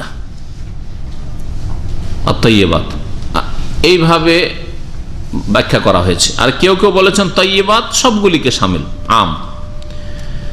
বাচনিক আর দৈহিক বলার পরে বলছেন তামিমুন বাদা তাখসিস, ফাজামিউল আকওয়াল, সব কথা, কাজ এবং সবগুলি গুণাবলী এগুলি কার জন্য? আল্লাহর জন্য। মুস্তাহিকাতুন লিল্লাহ, আল্লাহর হক। এই তিনটি বাক্য বলার পরে বলবেন আসসালামু আলাইকা আইয়ুহান নবিয়্যু, হে নবী আপনার প্রতি সালাম বর্ষিত হোক, ওয়া রাহমাতুল্লাহ আল্লাহর পক্ষ থেকে রহমত বর্ষিত হোক, ওয়া বারাকাতু আল্লাহর পক্ষ থেকে বরকত নাজিল হোক। নবী করিম সাল্লাল্লাহু আলাইহি সাল্লামকে এইভাবে সালাম করবেন। এইভাবে সালাম নবী করিম সাল্লাল্লাহু আলাইহি সাল্লাম শিখিয়েছেন। বেশ কিছু সাহাবায়ে কেরামরা নবী করিম সাল্লাল্লাহু আলাইহি সাল্লামের তিরোধানের পরে, তার ইন্তেকালের পরে এই বাক্যটিকে পরিবর্তন করেছিলেন। আয়েশা রাদিয়াল্লাহু তাআলা আনহা, আবু হুরায়রা, এইরকম বেশ কিছু সাহাবায়ে কেরাম যাদের নাম হাদিসে কিতাবাতে এসেছে, তারা এইভাবে বলতেন আত্তাহিয়াতু লিল্লাহি ওয়াসসালাওয়াতু ওয়াত-তাইয়্যিবাতু আসসালামু আলান নবী, আলাইকা আপনার ওপর, এটা বলতেন না। আইয়ুহা হে নবী, এ কথা বলতেন না। কি বলতেন? আসসালামু আলান নবী, সালাম শান্তির ধারা বর্ষিত হোক নবী করিম সাল্লাল্লাহু আলাইহি সাল্লামের উপর। একদল উলামায়ে কেরাম বলছেন যে এইরকমই বলা উচিত, কারণ সাহাবায়ে কেরামরা আত্তাহিয়াতের বাক্য বদলাচ্ছেন, বিনা দলিলে বদলাবেন, এটা হইতে পারে না, বুঝছেন না? আর তাও আয়েশা রাদিয়াল্লাহু তাআলা আনহা, আবু হুরায়রা রাদিয়াল্লাহু তাআলা, এইরকম সাহাবায়ে কেরাম, বিশিষ্ট সাহাবায়ে কেরামরা, এমন নয় যে অপ্রসিদ্ধ, যার নাম হয়তো সাধারণ মুসলিম আপনি জানবেন না। অনেক সাহাবায়ে কেরামের নাম আপনার সাহাবী না তাবি বলতে পারবেন না আপনারা, তাই না? 1,24,000 বেশি সাহাবায়ে কেরাম রাসূলের সাথে বিদায় হজে ছিলেন। তাহলে অনেক সময় আলেমরা কিতাব না দেখলে অনেক সময় বলতে পারবেন না যে সাহাবী ছিলেন না তাবি, অনেকের ক্ষেত্রে। তো এই সাহাবায়ে কেরামরা যে এই বাক্যটা বদলে দিয়েছিলেন, নিশ্চয়ই তাদের কাছে নবী সাল্লাল্লাহু আলাইহি ওয়াসাল্লামের পক্ষ থেকে ইশারা, ইঙ্গিত বা তালিমাত, যেটাকে বলা হচ্ছে ইনস্ট্রাকশন, শিক্ষা ছিল, দিক নির্দেশনা ছিল যে এরকম করবে। একদল বলছেন, আল্লামা নাসিরুদ্দিন আলবানী রাহমাতুল্লাহ তাই বলেছেন। আর এরকম অনেক ওলামারা বলেছেন, ওলামা আহলে হাদিসরা অনেকে এরকম আমল করেন এই জন্য। আর আরেক দল উলামায়ে কেরাম বলছেন, তারা কোরআন সুন্নাহ অনুসারী, তারা বলছেন যে না, যেহেতু অনেক সাহাবারাই পরিবর্তন করেননি, আর নবী সাল্লাল্লাহু আলাইহি ওয়াসাল্লাম ইন্তেকাল হয়ে গেছে বলেই পরিবর্তন করে দিতে হয়, প্রয়োজন করে না। কেউ যদি পরিবর্তন করে, সাহাবীরা বেশ কিছু সাহাবে কারণ যখন করেছেন করতে পারে, কিন্তু প্রয়োজন নেই। যেইভাবে নবী সাল্লাল্লাহু আলাইহি ওয়াসাল্লাম শিখিয়েছেন সেইভাবে জীবদ্দশাতেও সালাম করা হয়েছে, আর তার ইন্তেকালের পরেও আসসালামু আলাইকা আইয়ুহান নবিয়্যু এইভাবেই বলবেন। এইভাবে বলতে গেলে তখন বেরেলভিরা বলে যে নবী হাজির নাজির। দেখো আত্মাহিয়াত তো শেখানো হয়েছে যে আসসালামু আলাইকা, হে নবী আপনার উপর সালাম, তাহলে বোঝা গেল যে নবী হাজির মসজিদে। নবী আলেমুল গায়েব, আইয়ুহান নবী, হে নবী, আলাইকা আপনার উপর, আবার হে নবী, তার মানে নবী মসজিদে মসজিদে হাজির, প্রত্যেক মসজিদে, ওক্তিয়া মসজিদও হাজির, জুমা মসজিদও হাজির, মাঠে ঘাটে পড়লেও আত্মাহিয়াত যেমনই পড়ছেন তেমনি হাজির, তো সব জায়গায় তাহলে নবী হাজির। এটা হচ্ছে বেরলভী রেজবিদের দলিল একটা কথা বলছেন। এর খণ্ডন আছে, যদি আসসালামু আলাইকা আইয়ুহান নবিয়্যু বলেন তবু তার খণ্ডন আছে। প্রথম খণ্ডন হচ্ছে যে তোমাদের মতো এইরকমই যারা বিদাতি আকীদায় বিশ্বাসী তাদের খণ্ডনের জন্য বেশ কিছু সাহাবায়ে কেরাম আয়েশা রাদিয়াল্লাহু তাআলা আনহা পর্যন্ত বাক্য পরিবর্তন করে দিয়েছিলেন যে এইরকম গুমরাহ না হয়, আলাইকা আইয়ুহান নবিয়্যু দেখে কেউ গুমরাহ জানো না যে নবী হাজির হয়ে গেছেন, এই জন্য বদলে দিয়েছেন। একটা উত্তর বুঝলেন। দ্বিতীয় উত্তর হচ্ছে যে আসসালামু আলাইকা আর আইয়ুহা এটা অনুপস্থিতকে বলা যেতে পারে, আর আমরা বলি। শুধু সামনে থাকলে যে আসসালামু আলাইকুম বলবেন এমন কথা নয়, সামনে নেই, অনেক দূরে আছে, তারপর আসসালামু আলাইকুম বলছেন না, বলেন না, লিখছেন না, লিখেন না। মোবাইলের যুগ যখন ছিল না তখন চিঠি লিখতেন, কি লিখতেন আব্বাকে? এলাহি ভরসা 786, ওগুলো বাদ দেন, ওগুলো বাদ দিয়ে দেন। এলাহি ভরসা, সুবহানাল্লাহ, এলাহি ভরসা আমাদের দেশের ধার্মিক লোকেরা লিখত, বিসমিল্লাহ বাদ দিয়ে লিখছে এলাহি ভরসা। না, খবরদার এরকম লিখবেন না, এটা বিদাত। আর 786 এটা লিখা শিরিক, শুনে দেখেন ভালো করে। এলাহি ভরসা লিখা বিদাত। নবী সাল্লাল্লাহু আলাইহি ওয়াসাল্লাম সাহাবায়ে কেরামরা এই শিক্ষা দেননি, খোলাফায়ে রাশিদিন শিক্ষা দেননি যে এলাহি ভরসা, তাওয়াক্কালতু আলাল্লাহ। এলাহি ভরসা মানে তাওয়াক্কাল আলাল্লাহ, তাই না? তাওয়াক্কাল আল্লাহ কেউ লিখেছেন নাকি? সাহাবায়ে কেরামরা শেখাননি, খোলাফায়ে রাশিদিন শেখাননি। আর আপনাকে বলা হয়েছে নবীর অনুসরণ করো, খোলাফায়ে আবু বকর, ওমর, উসমান, আলীর অনুসরণ করো। আরে 4 খলিফার কোন খলিফা যদি করতেন তাহলে বলতেন। 4 ইমামের কোন ইমাম করেছেন? ইমাম আবু হানিফা লিখেছেন এলাহি ভরসা কোন জায়গায়? তাওয়াক্কাল আল্লাহ। বরং আজকাল আরবরা তাওয়াক্কাল আল্লাহ কখন বলে? আপনাকে বিদায় করার সময়। কথা বলছেন, যাও বাইরে, কথা বলতে চাই না, তাওয়াক্কাল আল্লাহ, যা। তো এলাহি ভরসা বিদাত। আর 786 কি বললাম? শিরিক। 786 বিসমিল্লাহির রহমানির রহিমের অঙ্ক বেরোয় না। এর আগে অনেকবারই বলেছি, কিসের অঙ্ক বেরোয় বলতে পারেন? হরে কৃষ্ণ, হরে, হা রা ইয়া কা কৃষ্ণ, কাপ রা শিন নুন আলিফ, এই 8টা অক্ষরের আবজাদ হাওয়াজ হুত্তি বের করে দেখবেন। আর আমি নিজে বের করে দেখেছি, কিতাবও পড়েছি, অন্যদের লিখেছে, আর নিজে বের করে দেখেছি 786 হরে কৃষ্ণ বেরোয়। তার মানে 786 যারা গাড়িতে, বাড়িতে বা চিঠিতে লিখছে তারা বিসমিল্লাহ লিখে না, কি লিখছে? হরে কৃষ্ণ। আর যারা হরে কৃষ্ণ লিখে তাদের ঈমান থাকবে? চিন্তা করুন তো দেখি, তারা কি শিরক করলো না? শিরক করলো, শিরক করলো। একটু আগের কথাটা মনে রাখবেন, মুশরিক হবে না, হবে না, তার জন্য কিছু শর্ত আছে আর কিছু বাধা আছে। শর্ত যদি পুরা হয়ে যায় আর বাধা দূর হয়ে যায়, যেমন শর্তের মধ্যে একটা হচ্ছে জানা, এতদিন জানতেন না, আজকে জেনে নিলেন, এরপরেও যদি 786 লিখেন শর্ত পুরা হয়েছে, ইলম জেনে নিয়েছেন, হ্যাঁ, বাধা দূর হয়ে গেছে। আর একটা হচ্ছে বাধা কোনো জায়গায় বাই ফোর্স করাতে হয়নি, কেউ যদি বলে না তোমাকে এটা লিখতে হবে নাহলে মারবো, হ্যাঁ, তখন কুফরি হবে না। ইল্লা মান উকরিহা কলবুহু মুতমাইন্নুন বিল ঈমান। আপনাকে কেউ বাধ্য করে লিখতে বলছে না যে লিখো 786, তারপরে লিখছেন আপনি স্বেচ্ছায়, পাগল না আপনি সগানে লিখছেন, তাহলে বাধাও নেই, শর্ত পুরা, জানছেন দিনের মাসলা যেটা শিরক, তারপরে লিখলেন, তাহলে তখন আপনার খবর আছে, কি হবেন সেটা বুঝে না। হ্যাঁ, কি বলতে গেলাম, যে বেরেলভীদের উত্তর, আমরা আমাদের চিঠিতে, আমাদের মোবাইল মেসেজে, এমনকি আমাদের মোবাইল কথা বলাই দূর দূরান্ত থেকে, এখান থেকে 5,000 10,000 কিলোমিটার দূরেও আছে আত্মীয় স্বজন, কারো জাপানে আছে আত্মীয়, কারো আমেরিকা কানাডায় আছে, কারো 5,000 কিলোমিটার বাংলাদেশে আছে, কোথাও আছে, এক কথায় দূরে আছে। তাদেরকেও কি লিখছেন?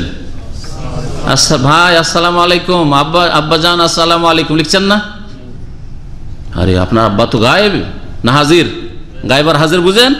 দামাম আছেন?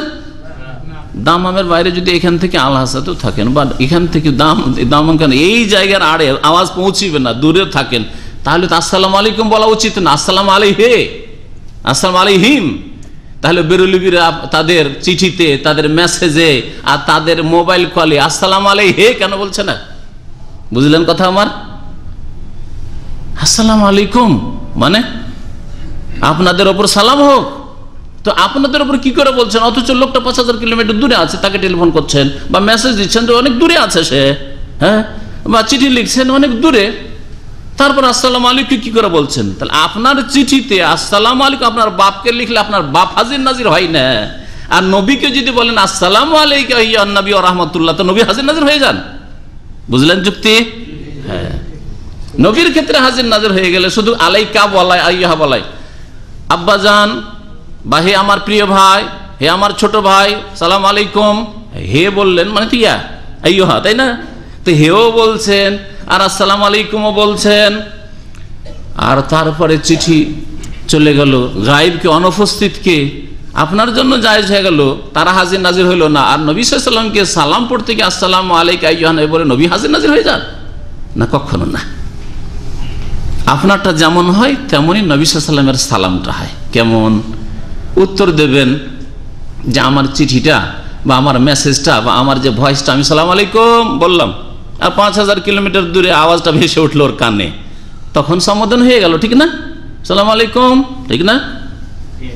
ঠিক তেমনই নবী করিম সাল্লাল্লাহু আলাইহি ওয়াসাল্লামকে যখন বলবেন আত্তাহিয়াতে যে আসসালামু আলাইকা আইয়ুহান নবী ওয়া রাহমাতুল্লাহি ওয়া বারাকাতুহু, দ্রুত ফেরেশতারা ছুটে আসেন আর ফেরেশতারা সালামটাকে নিয়ে কি করেন? নবী সাল্লাল্লাহু আলাইহি ওয়াসাল্লামের কাছে পৌঁছিয়ে দেন। নবী সাল্লাল্লাহু আলাইহি ওয়াসাল্লামের সহিহ হাদিস আবু দাউদে রয়েছে, নাসাঈতে, ইন্না লিল্লাহি মালাইকাতান সাইয়াহিন, নিশ্চয়ই আল্লাহ পাকের অসংখ্য ফেরেশতা রয়েছেন ভ্রমণকারী, সাইয়াহ ভ্রমণকারী, ইউবাল্লিগুনি মিন উম্মতি আসসালাম, আমার উম্মতের সালামগুলি আমাকে পৌঁছে দিয়ে থাকে। আপনার চিঠি মানুষ পোস্টম্যান পৌঁছাবে বা আপনার মোবাইল মেসেজটা আপনার এই মোবাইল কোম্পানি পৌঁছাবে, ঠিক না? আর রাসূলুল্লাহ সাল্লাল্লাহু আলাইহি ওয়াসাল্লামের উপর সালাম কে পৌঁছাচ্ছেন? আল্লাহ পাকের শ্রেষ্ঠ সৃষ্টি ফেরেশতারা। তখন সম্বোধন হচ্ছে রাসূলুল্লাহ সাল্লাল্লাহু আলাইহি ওয়াসাল্লামকে আলাইকা আর আইয়ুহান নবী, বলাতে নবী হাজির নাজির হয়ে যান না, যে আলাইকা বলছেন এই জন্য মসজিদে এসে নবী হাজির, হ্যাঁ, বাওয়াজ মাহফিলে হাজির, মিলাদ মাহফিলে হাজির, নবী হাজির নাজির হয়ে গেছেন, সুতরাং আপনারা দাঁড়িয়ে যান, সব কিয়াম করেন। এসব বিদআত, বরং অনেক সময় শিরক। নবীকে হাজির বলা শিরক, নবীকে নাজির বলা শিরক। নবীকে যদি নাজির মানে কি? নাজির মানে সবকিছু দেখেন। সবকিছু কে দেখে? আল্লাহ। আল্লাহর নাম বসির, নবীর নাম বসির আছে নাকি? আল্লাহর নবীর নামের মধ্যে বসির, সর্বদ্রষ্টা, সবকিছু দেখেন। তাহলে নবীকে নাজির মানে নবী বসির, আল্লাহর সাথে শিরক করে ফেললেন। সবকিছু নবী দেখেন না, সবকিছু নবী দেখলে জীবদ্দশায় তো সবকিছু দেখতেন না, তো ইন্তেকালের পরে দেখা তো দূরের কথা। হ্যাঁ, জীবদ্দশায় নবী সাল্লাল্লাহু আলাইহি ওয়াসাল্লামের বিবির মা আয়েশার হার হারিয়ে যাচ্ছে, আর উটের পিঠের তলায় পড়ে আছে, আর গোটা এর কাফেলার সাথী সঙ্গী সব পেরেশান হয়ে যাচ্ছে, তল্লাশ করতে করতে পাচ্ছে না। হ্যাঁ, নবী করিম সাল্লাল্লাহু আলাইহি ওয়াসাল্লামের বিবির ওপর তোহমাত, মিথ্যা অপবাদ লাগানো হচ্ছে, দ্বিধাদ্বন্দ্বে পড়ে যাচ্ছেন, আসলে কি আমার স্ত্রী খারাপ নাকি? 1 মাস ধরে পেরেশান থাকছেন, ওহির অপেক্ষায় থাকছেন, আর নবী হাজির নাজির সবকিছু দেখছেন। তো নবীকে নাজির বলাও শিরক। আর নবী হাজির যদি বলেন যে নবী এলমের দিক দিয়ে হাজির, তবু শিরক।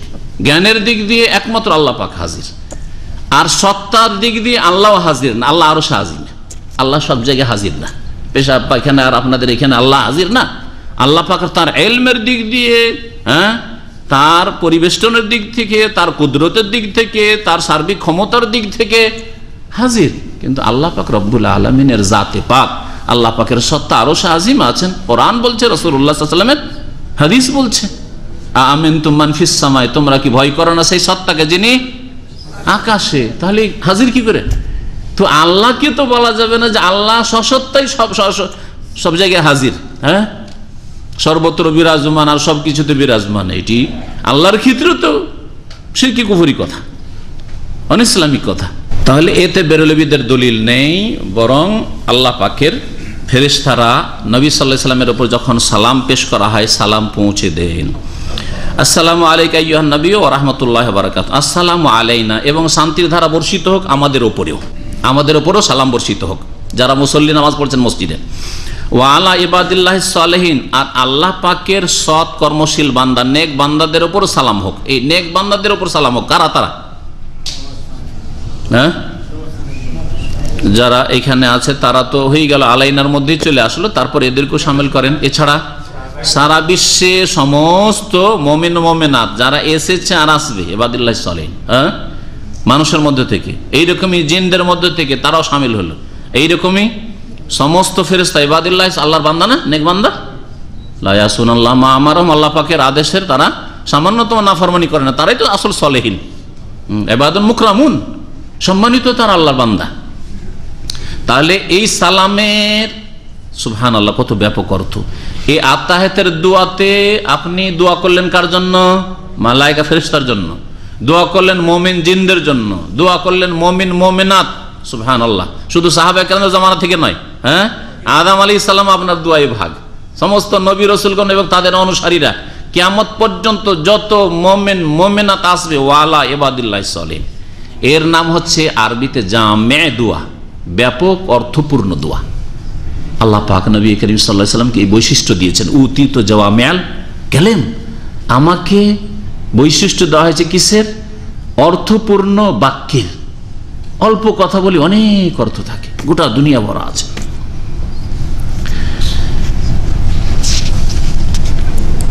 আশহাদু আল্লা ইলাহা ইল্লাল্লাহ, আমি সাক্ষী দিচ্ছি যে আল্লাহ ছাড়া কেউ সত্য মাবুদ নেই। ওয়া আশহাদু, আরো সাক্ষী দিচ্ছি যে আন্না মুহাম্মাদান আবদুহু, মুহাম্মদ সাল্লাল্লাহু আল্লাহ পাকের বান্দা এবং তার রাসূল। মুহাম্মদ সাল্লাল্লাহু আল্লাহ পাকের বান্দা এবং রাসূল, এতে দুইটি গোমরা বিভ্রান্ত দলের খণ্ডন আছে।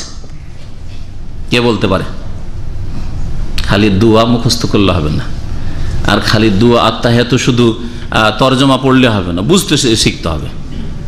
একটি কথা শুধু, যে কোনো শাহাদাত আপনি বলছেন ওয়া আশহাদু আন্না মুহাম্মাদান আবদুহু ওয়া রাসূলুহু, আমি সাক্ষ্য প্রদান করছি যে মুহাম্মদ সাল্লাল্লাহু আলাইহি ওয়াসাল্লাম আল্লাহ পাকের বান্দা এবং রাসূল।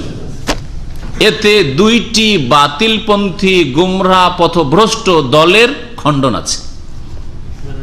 তারা গুমরাহ পথভ্রষ্ট আর হক হচ্ছে এর মাঝামাঝি। এই দুই গুমরাহ দলের মাঝামাঝি হচ্ছে হক পথ, সত্য পথ। বলেন দেখি চিন্তা করে। হ্যাঁ, না একটা করে মাসলা বলিয়েন না, বলেন এভাবে যে নবী করিম সাল্লাল্লাহু আলাইহি সাল্লাম সম্পর্কে দুই দল পথভ্রষ্ট হয়েছে। নবী করিম সাল্লাল্লাহু আলাইহি সাল্লাম সম্পর্কে দুই দল কি হয়েছে? পথভ্রষ্ট হয়েছে। শুধু নূরের নূর নিয়ে কেন এত পেরেশান? এর চেয়ে বড় বড় জিলানিকে সেজদা করছে, নবীকে সেজদা করতে ছাড়বে? তো নূরের তৈরি বলার চাইতে তো মারাত্মক অপরাধ হচ্ছে নবীকে সেজদা করা, নবীর কাছে মাথা দেয়া রাসূলুল্লাহ বলা। তো একটা দুটা মাসলা নাই, সবগুলি মাসলা যাতে চলে আসে এইভাবে বলেন, বুঝেন। সেটা হচ্ছে নবী করিম সাল্লাল্লাহু আলাইহি সাল্লামের হক আদায় করতে গিয়ে বা তার হকের ক্ষেত্রে তার সামনে দুইটি দল কি হয়েছে? গুমরাহ পথভ্রষ্ট হয়েছে, বিভ্রান্ত হয়েছে। একটি দল বাড়াবাড়ি করে আর আরেকটি দল মানহানি করে, ঘাটতি করে। যারা নবী সাল্লাল্লাহু আলাইহি ওয়াসাল্লামের শানে বাড়াবাড়ি করেছে, নবী আলেমুল গায়ব, নবী হাজের নাজের, নবী নূরের তৈরি, নবীর দরবারে গেলে খালি হাতে কেউ ফিরে আসে না, ঝোলি ভর দেতা হ্যায়, উর্দুতে বলে ঝোলি ভর দেতা হ্যায়। আরে এই নাদান ওহা মিলতা হে বেমাঙ্গি, আরে নাদান বেকুব মদিনা যাও আর নবীর কাছে চান, ওখানে গিয়ে না চাইলেও তো পাওয়া যায়, একটু গিয়ে চাইও, ওখানে গিয়ে না চাইলেও পাওয়া যায়। এগুলি হচ্ছে মুসলিমদের শিরক, এগুলি হিন্দু আর বুদ্ধিস্টদের আর শিখদের শিখ নয় যে নবীর কাছে পাওয়া যায়, চাইলেও পাওয়া যায়, না চাইলেও পাওয়া যায়। সুতরাং মদিনা থেকে যখন হাজিরা হজ করে, না মক্কা থেকে হজ করে মদিনা আসে, মদিনা আসা ফরজ, আর মদিনা এসে মদিনা যখন আসে জিজ্ঞেস করবেন কোথায় যাচ্ছেন, বলছেন নবীর দরবারে হাজিরা দিতে যাচ্ছি, নবীর দরবারে হাজিরা দিতে যাচ্ছি। এই কথাটিও আল্লাহর সামনে বেয়াদবি আর নবীর সামনে বাড়াবাড়ি। নবীর দরবারে হাজিরা দিতেছে, আল্লাহর কাছে হাজিরা দিতে আসে না। মসজিদে নববীতে আল্লাহর সামনে হাজির হয়ে নামাজ পড়ে ইবাদত বন্দী করবে, এই জন্য আসে না। নবীর ওপর দুরুদ পড়বে, দুরুদ পড়াটাই যে ইবাদত, আল্লাহর ইবাদত, এটা বুঝে না সে। নবীর কাছে হাজিরা দিতে যাচ্ছে, নবীর দরবারে হাজিরা দিতে যাচ্ছে। তো একদল গুমরা হয়েছে নবী করিম সাল্লাল্লাহু আলাইহি ওয়াসাল্লাম সম্পর্কে অতিরঞ্জন বাড়াবাড়ি করে বাড়িয়ে দিয়েছে। আল্লাহ যা বলেননি নবী সম্পর্কে সেখানে পৌঁছে দিয়েছে। হায়াতুন নবী, নবী মারাই যাননি, অথচ কোরআন বলছে ইন্নাকা মাইয়িতুন নবী, তুমি তো মৃত। তো বাড়াবাড়ি করলো, এই দল গুমরা হয়েছে। একদল গুমরা, তো একদল বাড়িয়ে দিয়ে, অতিরিক্ত বাড়িয়ে দিয়ে গুমরা হয়েছে বিভিন্ন ক্ষেত্রে, আর আরেক দল নবীর মানহানি করে গুমরা হয়েছে। ওই দলটা কোন দল? হ্যাঁ, না, যারা বিদআত করে তো বাড়ায়, বিদআতীরা তো বাড়ায় সাধারণত। ওদের মধ্যে কিছু মানহানির দিক রয়েছে। যারা দিনের বিধি বিধান ফরজ ওয়াজিব পালন করে না, হারাম নাজেজ কাজ করে, ফাসিক লোকেরা। বেনামাজি নবীর মানহানি করেনি? হ্যাঁ, নবীর চক্ষু ঠান্ডা হয় নামাজে, আর বেনামাজি চক্ষু ঠান্ডা হয় ঘুমাইলে। মানহানি করলো না? হ্যাঁ, নবী করিম সাল্লাল্লাহু আলাইহি ওয়াসাল্লাম বলছেন, ওয়াল্লাহি, আল্লাহর কসম করে বলছি, লাউ আন্না ফাতিমাতা বিনত মুহাম্মাদিন সারাকাত, মুহাম্মাদের বেটি ফাতেমাও যদি চুরি করত, লাকাতাতু ইয়াদাহা, তার হাত কেটে ফেলতাম। আর মানব রচিত বিধানে বিশ্বাসীরা বলছে হাত কাটা হচ্ছে বর্বরতা। তো এরা পথভ্রষ্ট গুমরা হয়েছে মানব রচিত বিধান কায়েম করে আর আল্লাহর বিধানকে অস্বীকার করে, তাই না? আল্লাহর বিধানকে উপেক্ষা করেছে, অথচ মুসলিম, সুবহানাল্লাহ, 60-এর কাছাকাছি মুসলিম দেশ। আর মুসলিম দেশের ইল্লামান রাহিমাল্লাহ এই একটি দেশ ছাড়া আর দিন ইসলাম রাষ্ট্রীয় পর্যায়ে বিচার বিভাগে আদালতে কেউ কায়েম করতে চায় না। এরা নবী সাল্লাল্লাহু আলাইহি ওয়াসাল্লামের মানহানি করে গুমরাহ হয়েছে। আর নবী করিম সাল্লাল্লাহু আলাইহি ওয়াসাল্লামের ক্ষেত্রে যারা মধ্যম পন্থা অবলম্বন করেছে, আল্লাহ পাক যে উচ্চ মর্যাদা দিয়েছেন সেটাকে স্বীকার করে, আর নবী করিম সাল্লাল্লাহু আলাইহি সাল্লামকে তার চাইতে ওপরে বাড়ায় না। আল্লাহ যা বলেননি সেসব কথা নবী সম্পর্কে বলেন না। আল্লাহ কথা বলেননি যে নবী দিতে পারেন, আল্লাহ কথা বলেননি যে নবীকে সেজদা করো সেজদা তাজমি, আল্লাহ কথা বলেন জায়েজ করেননি যে নবীর কাছে চাও, আল্লাহ কথা বলেননি যে নবীর নূরের তৈরি। হ্যাঁ, তাহলে এইভাবে যারা বাড়াবাড়ি করেছে তারা গুমরাহ হয়েছে। হকপন্থীরা বাড়াবাড়ি করে না, কোরআন এবং হাদিস যতটা বলে সেখানে গিয়ে থেমে যায়, সেখানে গিয়ে থামে। আর ফাসেক গুনাহগারদের মতো যারা দিনের বিধি বিধান ব্যক্তি জীবন থেকে শুরু করে জীবনের বিভিন্ন স্তরে পালন করে না, তাদের মতো নবীর মানহানি করে, নবীর ঘাটতিও করে না হকের ক্ষেত্রে, বরং যথাযথ নবীর যতটা হক আছে পালন করার জন্য সচেষ্ট হয়। বুঝা গেছে? এরাই হচ্ছে হকপন্থী, যারা হচ্ছে মধ্যমপন্থী উম্মতে ওয়াসাত, আল্লাহ পাক বলেছে তাদেরকে, এরা হচ্ছে মধ্যমপন্থী। এই দুটো শব্দই আবদহু ওয়া রাসূলুহু, এই দুই দলের খণ্ডন কি করে আছে? হ্যাঁ, আবদহু বলা হয়েছে। এই আবদহু বলে এই কথা জানিয়ে দেওয়া হয়েছে যে দেখো, মুহাম্মদকে মাবুদ বানিয়ে দিও না, মানে সেজদা দিয়ে দিও না, মুহাম্মদের কাছে দোয়া করিও না সাল্লাল্লাহু আলাইহি ওয়াসাল্লাম।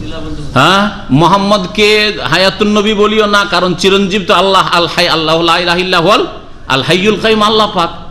বরং মুহাম্মদ হচ্ছে আল্লাহ পাকের বান্দা, আর বান্দা একদিন ছিল না দুনিয়ায়, এসেছে, আবার একদিন চলে গেছে। ঠিক আছে, বান্দা, তাকে বান্দা বলিও, মাবুদের স্তরে পৌঁছে দিও না। তাহলে খণ্ডন করা হলো, যারা অতিরঞ্জন বাড়াবাড়ি করেছে তাদের খণ্ডন করা হলো কি দিয়ে? আবদহু দিয়ে, যে আবদকে তোমার মাবুদ বানিয়ে দিও না, ইবাদতের কোনো কিছু নবীকে দিয়ে দিও না, আল্লাহ পাকের কোনো গুণ নবীকে দিয়ে দিও না, অলিকে দিয়ে দিও না। আর রাসূলহু বলে গুনাহগার পাপিষ্ঠ অন্যান্যরা যারা দ্বীনের ফরজ ওয়াজিব পালন করে ঘাটতি করে, তাদের খণ্ডন করা হয়েছে। দেখো, রাসূল, রাসূল একমাত্র আল্লাহর দ্বীন প্রতিষ্ঠা করতে হবে, আর সেই দিন একমাত্র পাওয়ার উপায় হচ্ছে মুহাম্মদ রাসূলুল্লাহ সাল্লাল্লাহু আলাইহি ওয়াসাল্লামের অনুসরণ করা। জীবনের প্রত্যেকটি ক্ষেত্রে, ব্যক্তি জীবনে ইবাদত বন্দেগীর ক্ষেত্রে, পারিবারিক ক্ষেত্রে, আপনার বিবির হেজাব পর্দার ক্ষেত্রে, আপনার ছেলে মেয়েদের লালন পালনের ক্ষেত্রে দ্বীন, রাসূলের দ্বীন আগে শিখাইতে হবে। আপনার অর্থনীতির ক্ষেত্রে, রুজি রোজগারের ক্ষেত্রে, অর্থ ব্যয় করার ক্ষেত্রে, রাষ্ট্রনীতির ক্ষেত্রে, আদালতের ক্ষেত্রে রাসূলকে মানতে হবে, রাসূলের আদর্শ মেনে চলতে হবে। তাহলে রাসূলুল্লাহ সাল্লাল্লাহু আলাইহি ওয়াসাল্লামকে যারা আদর্শ হিসেবে গ্রহণ করলো না, তারা মানহানি করলো, ঘাটতি করলো। আর রাসূলুল্লাহ সাল্লাল্লাহু আলাইহি ওয়াসাল্লাম সম্পর্কে যারা অতিরঞ্জন বাড়াবাড়ি করলো তারা শিরকে লিপ্ত হলো। একদিকে লোকেরা শিরক করেছে, আর একদিকে লোকেরা ফাসেক হয়েছে অথবা কুফরি করেছে, বড় বড় এমন কাজ করেছে যেটা জানা সত্ত্বেও তাহলে তারা কুফরি কাজ করেছে, অস্বীকার করেছে। কেউ একটা জিনিস পালন করে না, আর আরেকজন বলছে যে না এটা করাই যাবে না, চলবে না, এটা আজকালকার যুগে চোরের হাত কাটা এটা হচ্ছে না, না এটা হইতে পারে, অসম্ভব কথা, এটা বর্বরতা, সাথে সাথে কুফরি করলো। 2 মাস 6 মাস 1 বছর জেল দিল, আবার বড় চোর হয়ে ফিরে আসছে, বড় সন্ত্রাসী হয়ে ফিরে আসছে। এই জন্য আল্লাহ পাকের জমিনে শান্তি নেই যে আল্লাহ পাকের দিনকে এরা সরিয়ে দিয়েছে তাদের জীবন থেকে। ওয়াশহাদু, শুধু মন্ত্রের সাক্ষী দিলে হবে না, এইভাবে সাক্ষী দিতে হবে। আমি সাক্ষী দিচ্ছি যে মুহাম্মদ সাল্লাল্লাহু আলাইহি সাল্লাম আল্লাহ পাকের গোলাম, আল্লাহ পাকের রাজত্বে, আল্লাহ পাকের সার্বভৌমত্বে, আল্লাহ পাকের ক্ষমতায়, কুদরতে কোনো তার অংশ নেই, তার বান্দা। আরো সাক্ষী দিচ্ছি যে বান্দা বললাম তার মানে আমার মতো আপনার মতো করে দিলাম না, ও রাসূল, তার রাসূল, সুতরাং তার প্রত্যেকটি ক্ষেত্রে অনুসরণ করতে হবে, তাকে উসওয়ায়ে হাসানা, উত্তম আদর্শ হিসাবে গ্রহণ করতে হবে, জীবনে পালন করতে হবে। সুম্মা লিয়াতাখাইয়ার, অতঃপর যেন সে চয়েস করে, মুসল্লি, মিনাদ দুআই, দোয়া থেকে, আজাবাহু ইলাইহি, যেটা তার পছন্দ হয়, যেটা তার বেশি পছন্দ হবে সেটা চয়েস করবে আর দোয়া করবে। ফায়াদু, অতঃপর দোয়া করবে। তাহলে বোঝা গেল যে এই হাদিসে এ কথা বলা হয়নি যে এই দোয়াগুলি শুধু করতে হবে, বরং আপনাকে আরো স্বাধীনতা দেওয়া হয়েছে। যেই দোয়া আপনার পছন্দ হয়, আত্তাহিয়াত পড়লেন, অবশ্যই এখানে আরেকটা জিনিস লাগাইতে হবে, সামনে হাদিসটা আসছে, আত্তাহিয়াতের পরে আল্লাহুম্মা সাল্লি আলা মুহাম্মদ, যেটা সালাত ইব্রাহিমি, দুরুদ ইব্রাহিমি, সেটা পড়তে হবে। আর তারপরে এই হাদিসের অংশটুকু ফিট করতে হবে, সুম্মা লিয়াতাখাইয়ার মিনাদ দুআই আজাবাহু ইলাইহি, অতঃপর দোয়া থেকে চয়ন করবে, বাছাই করবে যা তার অধিক পছন্দ। ভাই এক একজনের এক এক রকম দোয়া পছন্দ, হ্যাঁ, কারো অভাব আছে, সুতরাং সে অভাব দূর করতে চায় আর্থিক, আল্লাহ পাক রুজিতে বরকত দাও। আর অনেকের আছে মাশাআল্লাহ আর্থিক কোনো অভাব নেই কিন্তু ছেলে মেয়ে নেই, তাহলে সে ছেলে মেয়ে চাইবে। কারো ছেলে মেয়ে আছে মাশাআল্লাহ যথেষ্ট মনে করছে, আর তারপরে ধন সম্পদও আছে কিন্তু শারীরিক পীড়া আছে, অসুস্থতা আছে, তাহলে সে রোগের আরোগ্য তলব করে। এক একজনের এক এক রকম দোয়া। এই জন্য নবী করিম সাল্লাল্লাহু আলাইহি ওয়াসাল্লাম বলছেন যে যেই দোয়া যার পছন্দ হয় সেই দোয়া করবে। এই ক্ষেত্রে এই দোয়াটা সালামের আগে না সালামের পরে? সালামের আগে, সুম্মা তারপরেই বলা হয়নি যে সালাম ফেরার পরে, সালামের আগে। আসলে দুয়ার স্থানই হচ্ছে, ক্ষেত্র হচ্ছে সালামের পূর্বে। কারণ নবী করিম সাল্লাল্লাহু আলাইহি ওয়াসাল্লামের সহিহ হাদিস রয়েছে, ইন্নাল মুসাল্লি বা ইন্নাল আবদা ইজা সাল্লা, বান্দা যখন সালাত আদায় করে, নামাজ পড়ে, ইউনাজি রাব্বাহ, তখন রবের সাথে কি করে? মোনাজাত করে। তো আমরা যে সালাম ফেরার পরের মোনাজাত বলছি, এটা ভুল না। মোনাজাত মানে চুপচাপ কথা বলা, আস্তে আস্তে কথা বলা, চুপিসারে কথা বলা। তো এই যে আস্তে আস্তে করে কথা বলছেন, মোনাজাত একে বলা হয়। মোনাজাত কখন করে মানুষ? সালাত অবস্থায়, নামাজের শুরু থেকে সালাম ফেরা পর্যন্ত রবের সাথে, আল্লাহর সাথে মোনাজাত করেন, এর নাম হচ্ছে মোনাজাত। আর আমাদের দেশীয় মোনাজাত হচ্ছে যখন আল্লাহর সাথে আসল মোনাজাত শেষ, তখন তাদের মোনাজাত শুরু হয়। বুঝলেন? আশ্চর্য কথা। অথচ সালাম ফিরলে মোনাজাত শেষ, নামাজ শেষ। তাহলিল ওয়া তাসলিম, সালাম ফিরলে নামাজ থেকে আপনি হালাল হয়ে গেলেন, আপনার জন্য দুনিয়ার কাজ কথা সব হালাল হয়ে গেল। আল্লাহর সাথে এখন আপনার এই নামাজের ইবাদত বন্দেগীর সম্পর্ক শেষ, অন্য অন্য ইবাদত বন্দেগীর সম্পর্ক আছে এখন, ফরজ ইবাদত বন্দেগী বা যে সালাতের মধ্যে ছিল এটা শেষ। হাদিস মুত্তাফাকুন আলাইহি, বুখারী মুসলিমে রয়েছে এবং শব্দগুলি বুখারীর। ওয়ালিন নাসাই, নাসাইতে রয়েছে, কুন্না নাকুলু, আমরা বলতাম কাবলা ইউফরাজ আলাইনা তাশাহুদ, তাশাহুদ ফরজ হওয়ার আগে। হাদিসটা এখানে একেবারে সংক্ষেপ করে দেওয়া হয়েছে, আসসালামু আলাল্লাহি, আসসালামু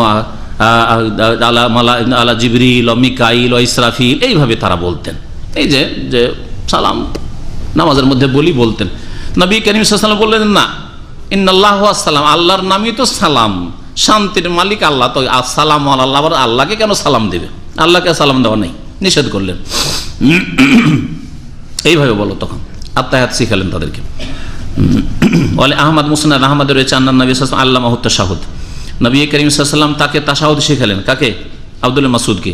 ও আমারাহু আন ইউআল্লিমাহুন নাস, আর তাকে নির্দেশ দিলেন যে লোকজনকে এই তাশাহুদ শিখিয়ে দাও।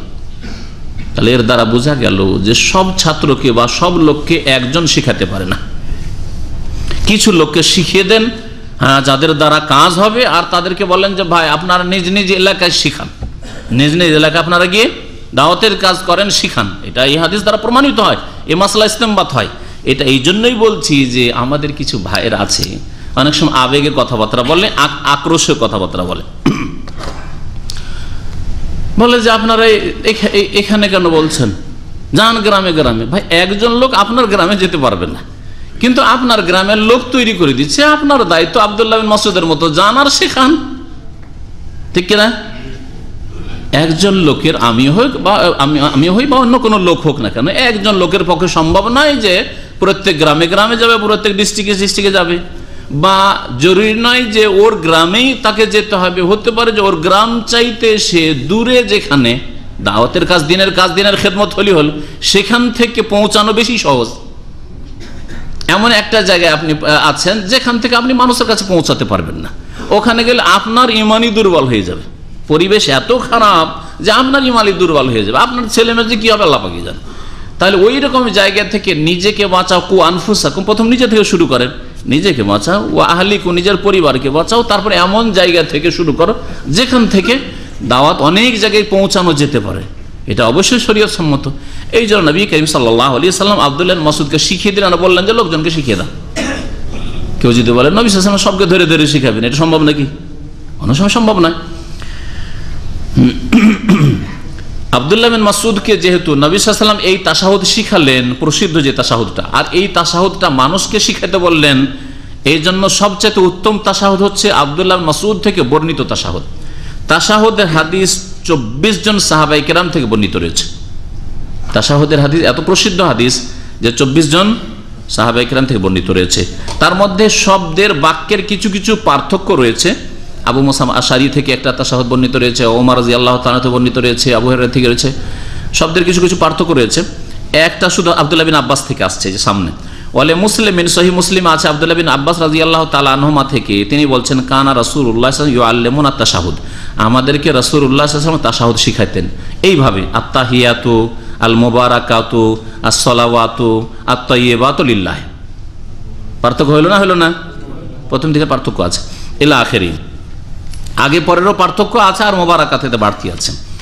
তো এইভাবেও তাশাহুদ পড়া যেতে পারে আব্দুল্লাহ বিন আব্বাসের বর্ণিত হাদিসের আলোকে, কিন্তু সবচেয়ে উত্তম হচ্ছে যে আব্দুল্লাহ বিন মাসউদের বর্ণিত হাদিস দ্বারাই আপনি তাশাহুদ পড়বেন, আর ওইটাই সহজ, আর আজকাল সাধারণ মানুষেরা সেটাই মুখস্থ রাখে।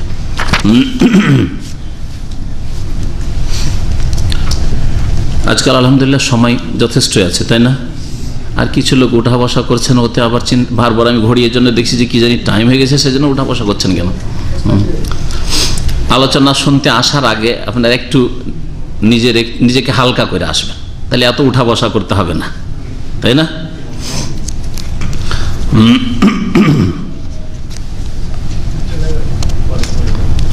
ইমাম ইবনে তাইমিয়া রাহমাতুল্লাহ আলাইহি বলেছেন তাশাহুদ সম্পর্কে যে কুল্লুহা সাইগাতুন বিত্তিফাকিল মুসলিমিন, তাশাহুদ সম্পর্কে যতগুলি রিওয়ায়াত বর্ণিত আছে সবগুলি জায়েজ।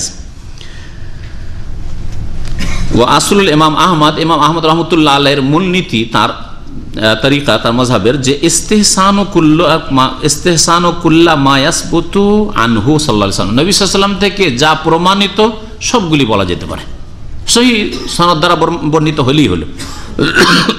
ওয়া মা হাযা, এ কথা বলা সত্ত্বেও, ফাকাদ কালাল উলামা, উলামায়ে কেরামরা বলেছেন, আসবাতুহা তাশাহুদ ইবনে মাসউদ, সবচাইতে বলিষ্ঠ হচ্ছে আব্দুল্লাহ বিন মাসউদ থেকে বর্ণিত তাশাহুদ। ওয়া হুয়াল ওয়ারিদু ফি হাযাল বাব, যেটা এখানে তরজমা বা ব্যাখ্যা করে শোনাইলাম। আরো বলছেন আত-তাশাহুদ ওয়ারাদা আনিন নবী সাল্লাল্লাহু আলাইহি ওয়াসাল্লাম আন 24 সাহাবিয়ান, তাশাহুদ বর্ণিত হয়েছে নবী সাল্লাল্লাহু আলাইহি ওয়াসাল্লাম থেকে 24 জন সাহাবীর হাদিস দ্বারা, মানে 24 জন সাহাবী নবী সাল্লাল্লাহু আলাইহি ওয়াসাল্লাম থেকে তাশাহুদের হাদিস বর্ণনা করেছেন, বে আলফাজিল মুখতালিফা, বিভিন্ন শব্দ বা বাক্য দিয়ে, কুল্লুহা জায়েজ, আর সবগুলি বলা জায়েজ, যে কথাটি এর আগে আমি বলে ফেলেছি আপনাদেরকে, শুধু এখানে পড়ে শোনালাম।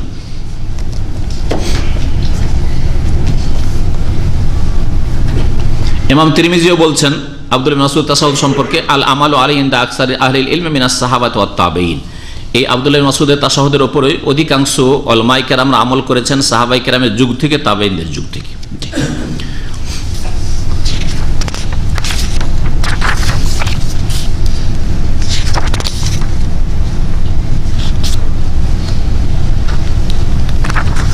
তাশাহুদ পড়া ওয়াজিব না মুস্তাহাব? ওয়াজিব। প্রথম তাশাহুদ না দ্বিতীয় তাশাহুদ? প্রথমটা হচ্ছে নামাজের ওয়াজিবাতের একটি ওয়াজিব, হ্যাঁ, নামাজের যে 8টি ওয়াজিব তার একটি। আর দ্বিতীয় তাশাহুদ রুকন ফরজ আর কি। দ্বিতীয় তাশাহুদ ছুটে গেলে নামাজ হবে না। প্রথম তাশাহুদ যদি অনিচ্ছাকৃত ছুটে যায় তাহলে সহজ সিজদা করলে তার ঘাটতি পূরণ হয়ে যাবে। এটা হচ্ছে সহি মাসলা, এটা আপনাদের জানা আছে। প্রথম তাশাহুদ সম্পর্কে আর একটু আলেমদের ইখতিলাফ রয়েছে। কেউ কেউ যেমন ইমাম মালিক, শাফি তারা মুস্তাহাব বলেছেন, সুন্নত বলেছেন, ওয়াজিব বলেননি। তবে ইমাম আবু হানিফা নিকটেও প্রথম তাশাহুদ ওয়াজিব, আর ইমাম আহমদ বিন হাম্বলের নিকটেও প্রথম তাশাহুদ ওয়াজিব। আর এটাই ঠিক, প্রথম তাশাহুদ হচ্ছে ওয়াজিব। দেখেন এখানে আমরা ইমাম আবু হানিফা এবং ইমাম আহমদ বিন হাম্বলের মাযহাবকে বললাম বলিষ্ঠ, এটা বেশি সহি যে প্রথম তাশাহুদ হচ্ছে ওয়াজিব। আর পক্ষান্তরে ইমাম শাফি আর ইমাম মালিকের মত হচ্ছে যে এই প্রথম তাশাহুদ হচ্ছে মুস্তাহাব, যেটাকে বললাম যে না, এটা না, নবী সাল্লাল্লাহু আলাইহি সাল্লাম নির্দেশ দিয়েছেন এই তাশাহুদ পড়ার, সুতরাং এটা হচ্ছে কমপক্ষে ওয়াজিব। ওয়ান ফাদালাতা ইবনে উবাইদ রাদিয়াল্লাহু আনহু قال سمع رسول الله صلى الله عليه وسلم رجلا يدعو في صلاته ولم يحمد الله ولم يصلي على النبي صلى الله عليه وسلم فقال عاجل هذا ثم دعاه فقال إذا صلى أحدكم فليبدأ بتحميد ربه والثناء عليه ثم يصلي على النبي صلى الله عليه وسلم ثم يدعو بما شاء। ফাদালা বিন উবাইদ রাদিয়াল্লাহু আনহু, তিনিও সাহাবী, কিন্তু কয়জন লোক নাম জানেন তাই না? ফাদালা বিন উবাইদ রাদিয়াল্লাহু তাআলা আনহু থেকে বর্ণিত, তিনি বলছেন যে রাসূলুল্লাহ সাল্লাল্লাহু আলাইহি ওয়াসাল্লাম একবার শুনলেন এক ব্যক্তিকে নামাজের মধ্যে দোয়া করতে, ইয়াদু ফি সালাতি, সালাতের মধ্যে দোয়া করতে, কিন্তু নামাজ পড়লেন এত দ্রুত, ওয়ালাম ইয়াহমাদিল্লাহ, আল্লাহর প্রশংসা করলেন না, ওয়ালাম ইউসাল্লি আলা নবী সাল্লাল্লাহু আলাইহি ওয়াসাল্লামের ওপর সালাতও পেশ করলেন না, মানে দুরুদও পড়লেন না। তাহলে এই লোকটি আত্তাহিয়াত পড়েনি, দুরুদ পড়েনি, আল্লাহুম্মা সাল্লি আলা মুহাম্মদ পড়েনি। ফাকালাত, নবী সাল্লাল্লাহু আলাইহি ওয়াসাল্লাম বললেন আজেলা হাজা, এই লোকটি নামাজে তাড়াহুড়া করলো, জলদিবাজি করলো। সুম্মা দাহু, তারপরে লোকটিকে ডাকলেন, ফাকালা, আর বললেন ইজা সাল্লা আহাদুকুম, তোমাদের যে কেউ যখন নামাজ পড়বে, ফালিয়াবদা বিতাহমিদ রব্বিহি, যেন শুরু করে তার রবের প্রশংসা দিয়ে, মানে সূরা ফাতিহা দিয়ে। সূরা ফাতিহা আল্লাহ পাকের প্রশংসা, গুণগান, আলহামদুলিল্লাহ রাব্বিল আলামিন আর রহমানির রহিম মালিক ইয়াউমিদ্দিন, সব প্রশংসা, আল্লাহ পাকের গুণগান দিয়ে শুরু করবে।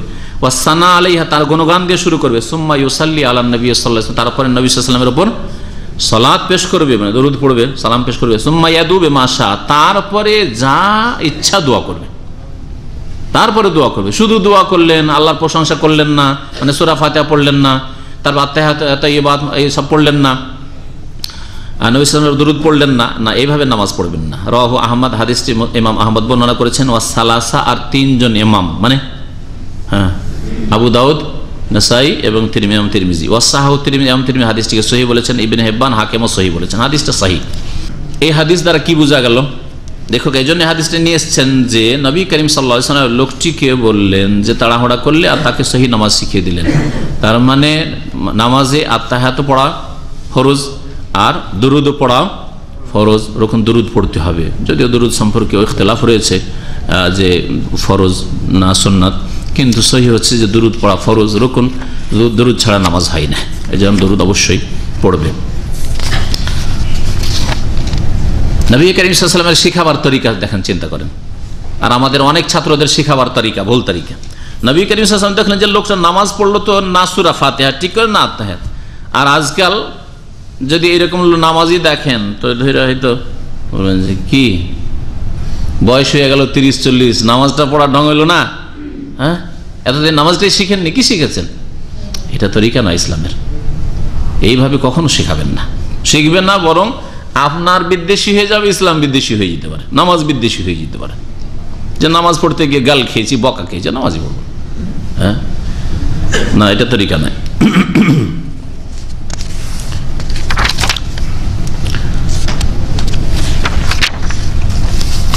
এখন আসেন দুরুদের দিকে, দুরুদ ইব্রাহিম বা সালাত ইব্রাহিম।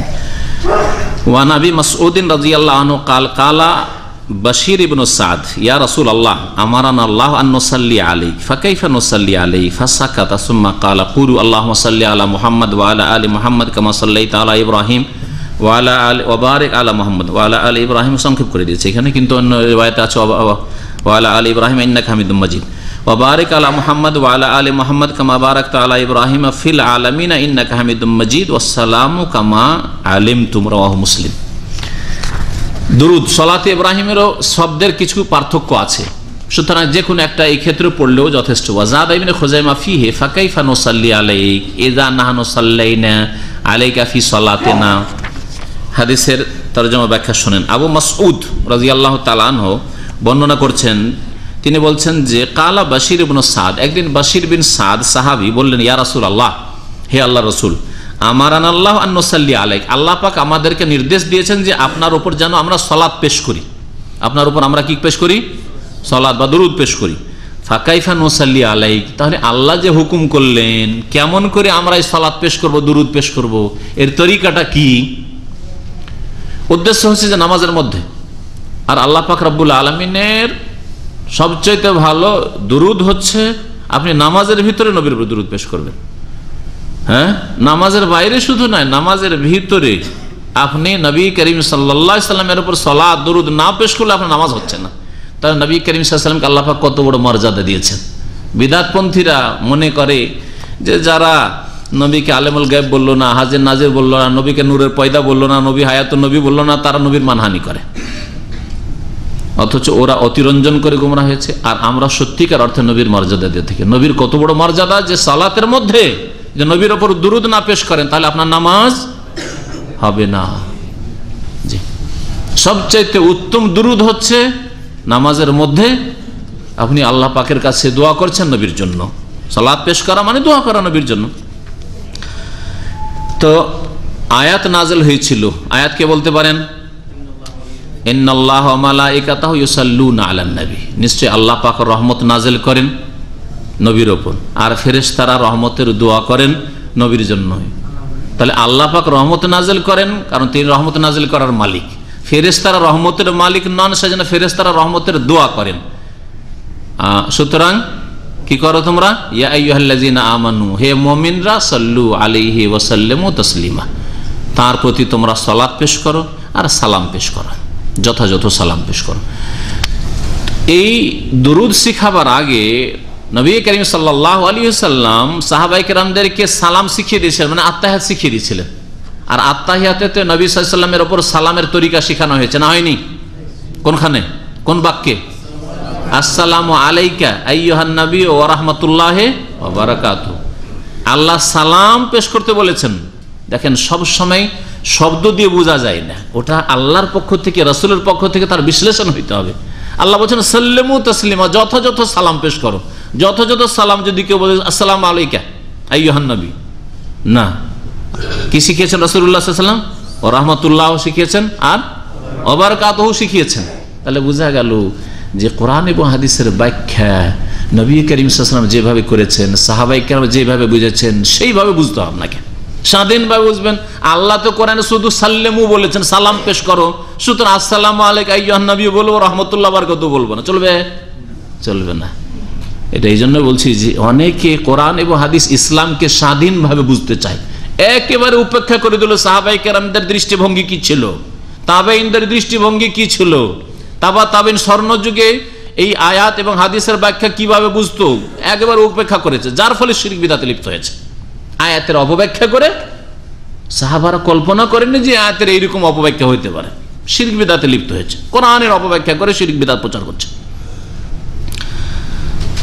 ফতোয়ার ক্ষেত্রে অনেকে স্বাধীনভাবে ফতোয়া দিতে গিয়ে, আরে নবী সাল্লাল্লাহু আলাইহি ওয়াসাল্লাম সাহাবায়ে কেরামের জামানায় এরকম কোন সাহাবী ফতোয়া দিয়েছেন কিনা, তাবেঈন জামানায় এরকম ফতোয়া দিয়েছেন কিনা, দেখি না, দিল একটা ফতোয়া, আর দেখা গেল যে সেই ফতোয়াতে 1400 বছরের ইজমা আর উল্টাই করে দিয়েছে ফতোয়া। না, এমন কোনো ফতোয়া নেই, আছে না এরকম ফতোয়া?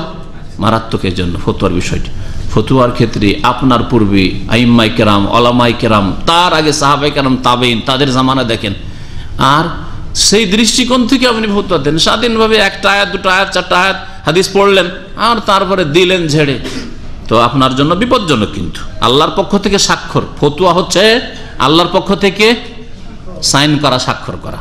সুতরাং এই স্বাক্ষর সম্পর্কে জবাবদেহি করতে হবে।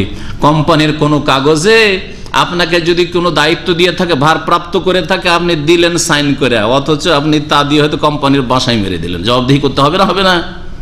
সুতরাং রব্বুল আলমিনের পক্ষ থেকে ইমাম ইবনুল কাইয়িম রাহমাতুল্লাহ একটি কিতাবই লিখেছেন এর উপর, যে যারা কোরআন এবং হাদিসের ফতোয়া দিয়ে থাকে তারা যেন রব্বুল আলমিনের পক্ষ থেকে তৌকিজ সাইন করে থাকে, সিগনেচার করে থাকে। তারা চিন্তা করে নিতে হবে যে আসলে কি এটা কোরআন এবং হাদিস, আসলে কি সাহাবায়ে কেরাম, তাবেইন, তাবা তাবেইন, খোলাফায়ে রাশিদিন এইভাবে দ্বীন ইসলামটাকে বুঝেছিলেন? এই ফতোয়াটা ছিল সেই যুগে না ছিল না? নতুন কথা নিয়ে চলে আসলেন। আর যতগুলি শিরক বিদআতি আকীদা মুসলিম সমাজে ছড়িয়েছে এই স্বর্ণ যুগের পরে ছড়িয়েছে। একটু চিন্তা করে দেখুন সুফিবাদ সম্পর্কে, পীরতন্ত্র সম্পর্কে একটু চিন্তা করুন তো দেখি। এই সুফিবাদ কি সাহাবায়ে কেরাম জামানায় ছিল? তাবেইনদের জামানায় ছিল? তাবা তাবেইনের জামানায় ছিল? কখনো ছিল না।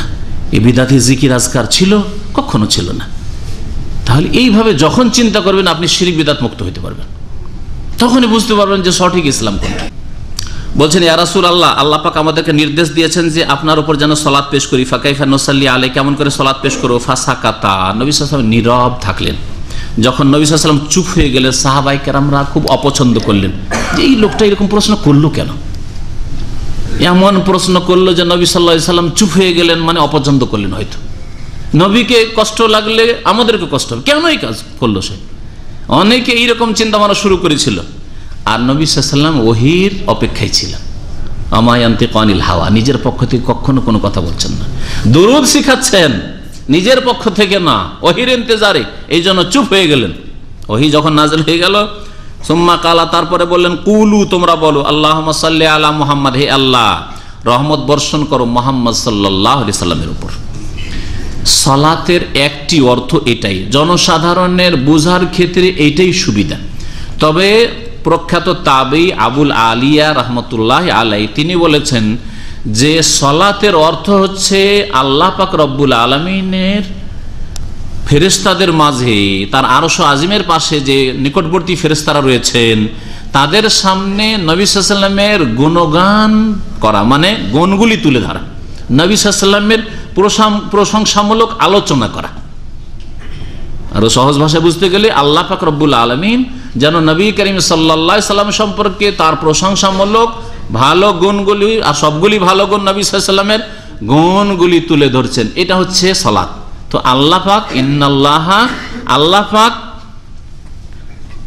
সালাত করেন মানে আল্লাহ পাক নবী সাল্লাল্লাহু আলাইহি সাল্লামের গুণগুলি ফেরেশতাদের সামনে তুলে ধরেন, যে তোমরাই তো বলছিলে গো, হ্যাঁ, যে আদমকে তৈরি করতে হবে না, আদমকে সৃষ্টি করতে হবে না, মুহাম্মদ সাল্লাল্লাহু আলাইহি সাল্লাম দেখো রাহমাতুল লিল আলামিন, মুহাম্মদ সাল্লাল্লাহু আলাইহি সাল্লামের এই গুণগুলি দেখো, মুহাম্মদ সাল্লাল্লাহু আলাইহি সাল্লামের এই কাজগুলি দেখো, তার উম্মতের এই কাজ দেখো, তার সাহাবীদের এই কাজ দেখো। এটা একটা অর্থ। আর আরেকটা অর্থ হচ্ছে সালাত মানে রহমত, সেটাই প্রসিদ্ধ। আমাদের কোন এক ভাই তার বাংলা একটা বই অনুবাদ করতে গিয়ে এই অর্থটা করতে গিয়ে অনেক মানুষকে বিব্রত করে ফেলেছে। এসে কয়েকজন এসে জিজ্ঞাসা করলে যে এইরকম আল্লাহ পাক রব্বুল আলামিন নবীর গুণগান করেন, এই কথাটা বললে মানুষ ভুল বুঝে নেবে যে আল্লাহ নবীর গুণগান করেন, তাই না? বিশেষ করে বিদআতীরা এই ধরনের বাড়াবাড়ি তো করে, বাড়াবাড়ি শব্দ তাদের মধ্যে রয়েছে।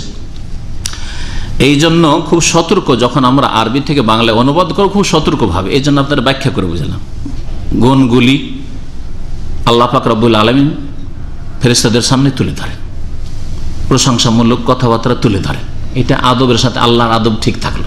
আর যদি আল্লাহ পাক নবীর গুণগান করে তো আল্লাহর সামনে বেয়াদবি হয় না শব্দটা? হ্যাঁ, তো এইভাবে অর্থ করা যাবে না। সেই জন্য আল্লাহ পাক মাবুদ আর নবী আবদ বান্দা, সুতরাং এই আদব সবসময় খেয়াল থাকতে হবে।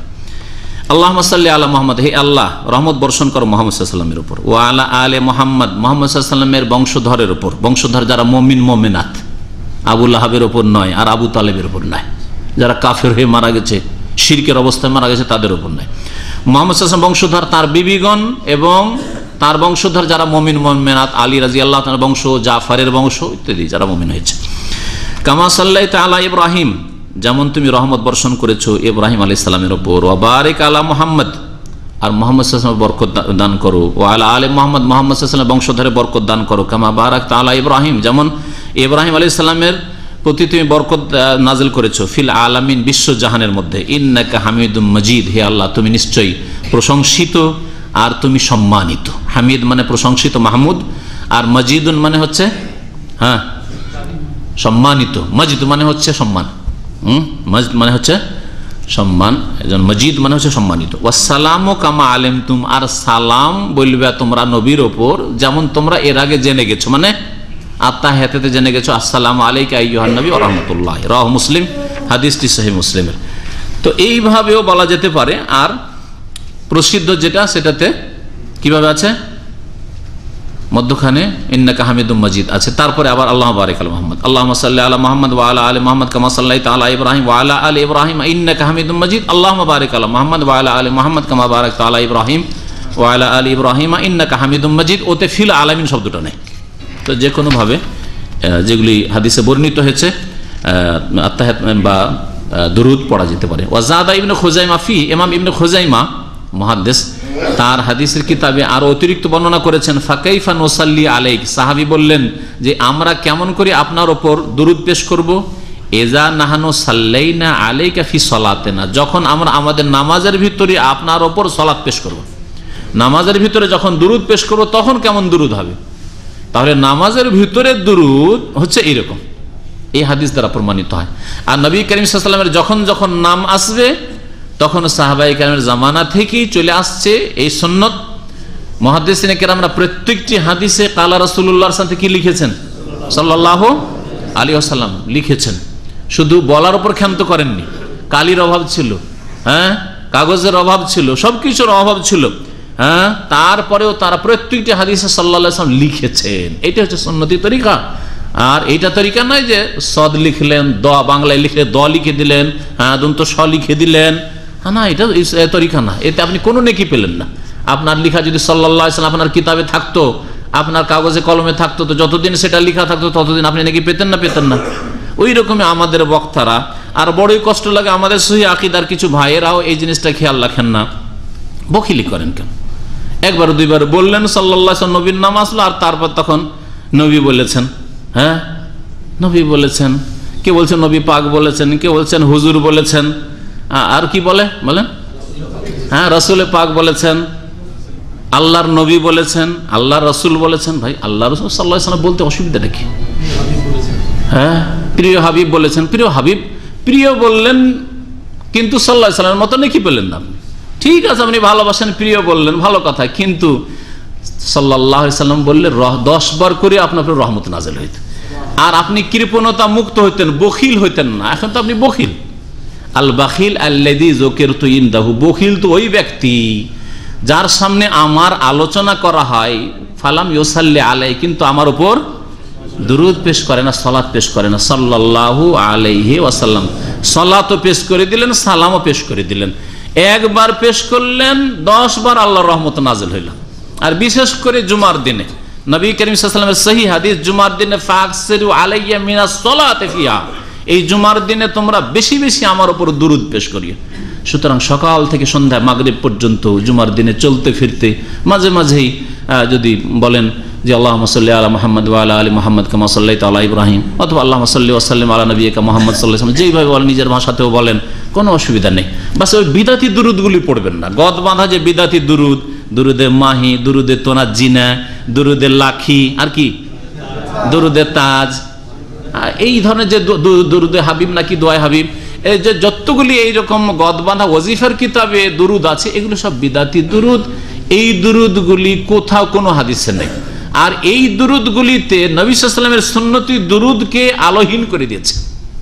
কি বুঝলেন? এই বিদাতি দুরুদ পড়ে, সুন্নতি দুরুদ তারা পড়ে একমাত্র নামাজের মধ্যে ছাড়া।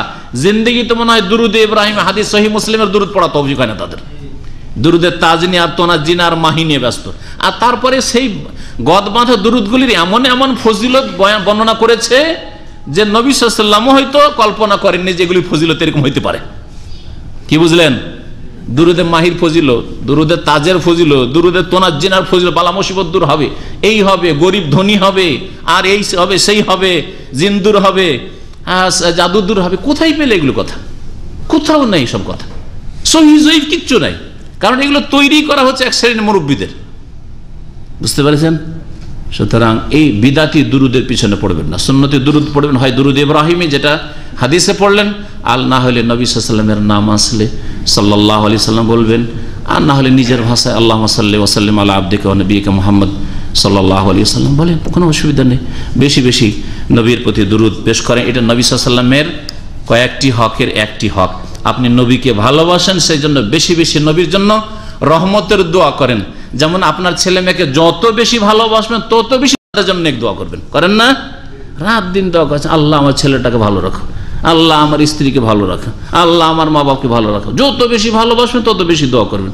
আর যত ভালোবাসা কম, বাপ মায়ের ভালোবাসা নেই, হয়তো মাসে একবার দোয়া বেরোয়, রব্বির হামকামা রব্বায়ানি সাগীরা বেরোয় না, কিন্তু ভালোবাসেন, ডেলি দোয়া করেন। আপনি ভালোবাসেন আর বাপ গুমরাহে আছে বা বাপ গুনাহ করছে, রাত দিন দোয়া করছেন বাপের হেদায়েতের জন্য, মায়ের হেদায়েতের জন্য, ঠিক না?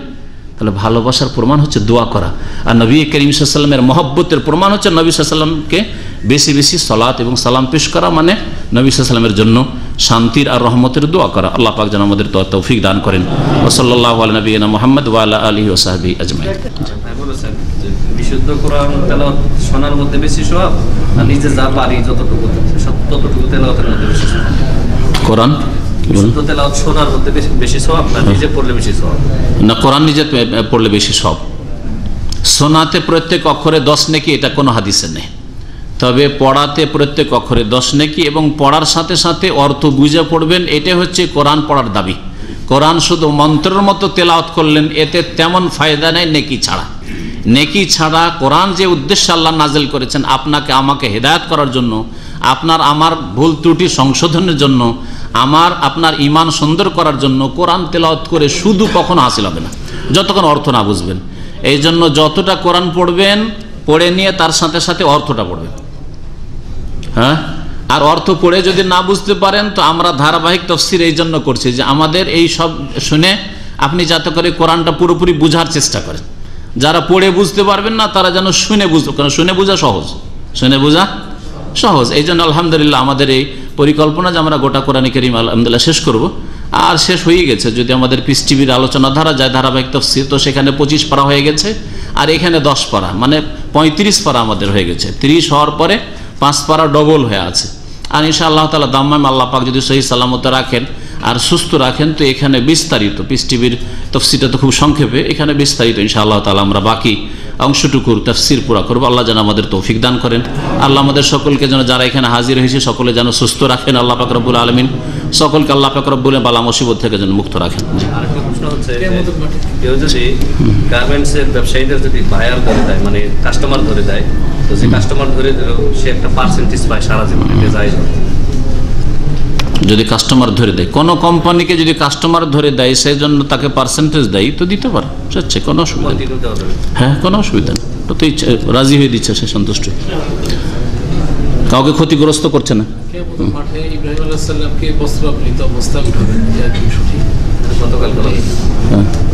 হ্যাঁ, সবাই তো উলঙ্গে উঠবে, কি বলছেন আপনি? হ্যাঁ, ইউসারুন নাস, সমস্ত মানুষ উলঙ্গ, খালি পায়ে খালি শরীরে উঠবে, জানেন না? আর খাতনাবিহীন উঠবে, তো প্রসিদ্ধ বুখারীর হাদিস। আউয়ালু মান ইউফসা ইব্রাহিম আলাইহিস সালাম, আর প্রথম ব্যক্তি যাকে কাপড় দেওয়া হবে তিনি হচ্ছেন ইব্রাহিম আলাইহিস সালাম। সহি হাদিস। জি, একটা প্রশ্ন শুধু করে শোনাই, শুধু দেশের প্রেক্ষাপট না, যে কোনো ক্ষেত্রে। ভাই বলেছেন বাংলাদেশে কওমি মাদ্রাসা থেকে লং মার্চ মাও সেতুং এর অনুসরণ, নেটে এর জবাবে এক আলেম বাদাই বললেন, কাফের মুশরিকের তৈরি করা কোনো কিছু যদি ইসলামের সাথে সাংঘর্ষিক না হয় তাহলে গ্রহণ করা যাবে। উদাহরণ দিলেন মাইকে আজান দেওয়া, মাইকে আজান। অন্য আলোচনা কি বাদ দেন, ভালো লাগছে না। আল্লাহ, অন্য কিছু, অন্য প্রশ্ন। হ্যাঁ, তাশাহুদের সময় আঙ্গুলের দিকে নজর রাখবে। একটি হাদিসে রয়েছে, লা ইউজাওয়িজু বাসারুহু ইশারাতাহু, নবী সাল্লাল্লাহু আলাইহি ওয়াসাল্লামের দৃষ্টি তার ইশারা থেকে অতিক্রম করতো না। তো নবী সাল্লাল্লাহু আলাইহি ওয়াসাল্লাম তাহলে ইশারার সময় আঙ্গুলের দিকে তাকাতেন। জি, আপনারা রাজনৈতিক প্রশ্ন করিয়েন না, আমি রাজনীতি করি না, বোঝা গেছে? কোন রাজনীতি করি না, এই রাজনীতি, গণতন্ত্র রাজনীতি করি না, কোনোটাতে বিশ্বাসী না আমি এসব। জি, আমি খোলাফায়ে রাশিদের রাজনীতিতে বিশ্বাসী। ওই রাজনীতি আল্লাহ পাক যদি কোনোদিন নিয়ে আসে, তো প্রথম আমি বায়াত করব সেই খলিফার। জি,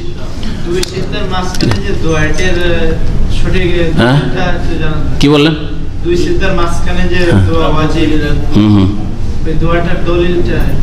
দলিলটা আশ্চর্য কথা, এর আগে ধারাবাহিক সব আলোচনা হয়ে গেছে। মাসে একদিন আসবেন আর এসে জিজ্ঞেস করবেন, এর আগে হাদিস গুজরেনি যে আল্লাহ মাগফিরলি ওয়ারহামনি ওয়াহিদিনি ওয়াআফিনি ওয়ারজুকনি ওয়াজবুরনি, এসব হাদিস আছে নেই? এই তো 2 সপ্তাহ আগে আছে। শেখ মুসাফির অবস্থা যদি টাকা পয়সা পাওয়া যায় রাস্তা, সেই টাকা নিজে এখানে কিছু বাড়াবাড়ি কাজে আছে, কিছু লঙ্ঘন কাজে, যেগুলো কিছু জবাব আপনাকে দিতে হবে। আল্লাহ হেদায়েত করছে। এটা একটু আপনি বলেন, জবাব কোরআন হাদিস শিখেন, এত রাজনীতি করি না, কারণ সব বাতিল রাজনীতি। গণতন্ত্রের রাজনীতি তো ইহুদি নাসারাদের। এর আগে আমি একটা কথা বলেছি, ভালো করে রাখবেন, যে গণতন্ত্র অমুসলিমদের জন্য বরকত, কারণ ওদের কাছে ওর চাইতে ভালো কিছু নেই। আর আমাদের কাছে আলহামদুলিল্লাহ কোরআনে কারীম রসুলের হাদিস মজুদ আছে। আমরা কেন গণতন্ত্র আর এতে যাবো? গণতন্ত্র, সমাজতন্ত্র আর এইসবে কেন যাবো? আমাদের কাছে তো কোরআন হাদিস তন্ত্র মজুদ আছে, বোঝা গেছে? সুতরাং এত রাজনীতি করিয়েন না, নিজের চরকায় তেল দেন। নামাজ ঠিক করতে পারি না, আমি মনে করি যে যারা এইসব প্রশ্ন করে তাদের ফজরের নামাজ ঠিক নেই। জি, আর এর কাছে আমার প্রমাণ আছে।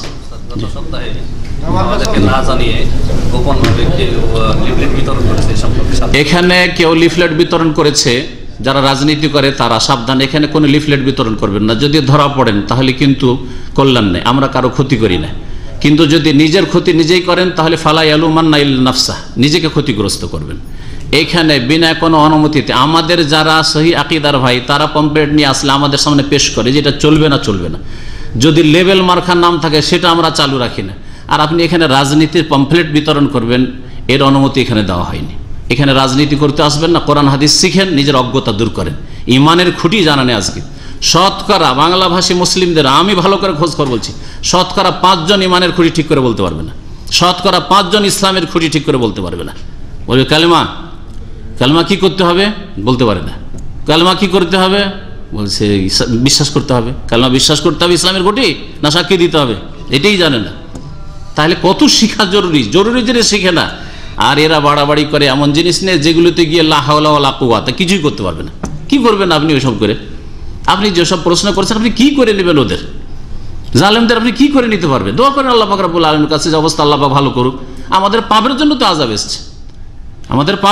আযাব এসছে, আযাব দূর করার জন্য রব্বুল আলামিনের কাছে দোয়া করে। সময় হয়ে গেছে। সাল্লাল্লাহু আলাইহি ওয়া মুহাম্মদ ওয়া আলা আলিহি ওয়া সাহবিহি আজমাইন।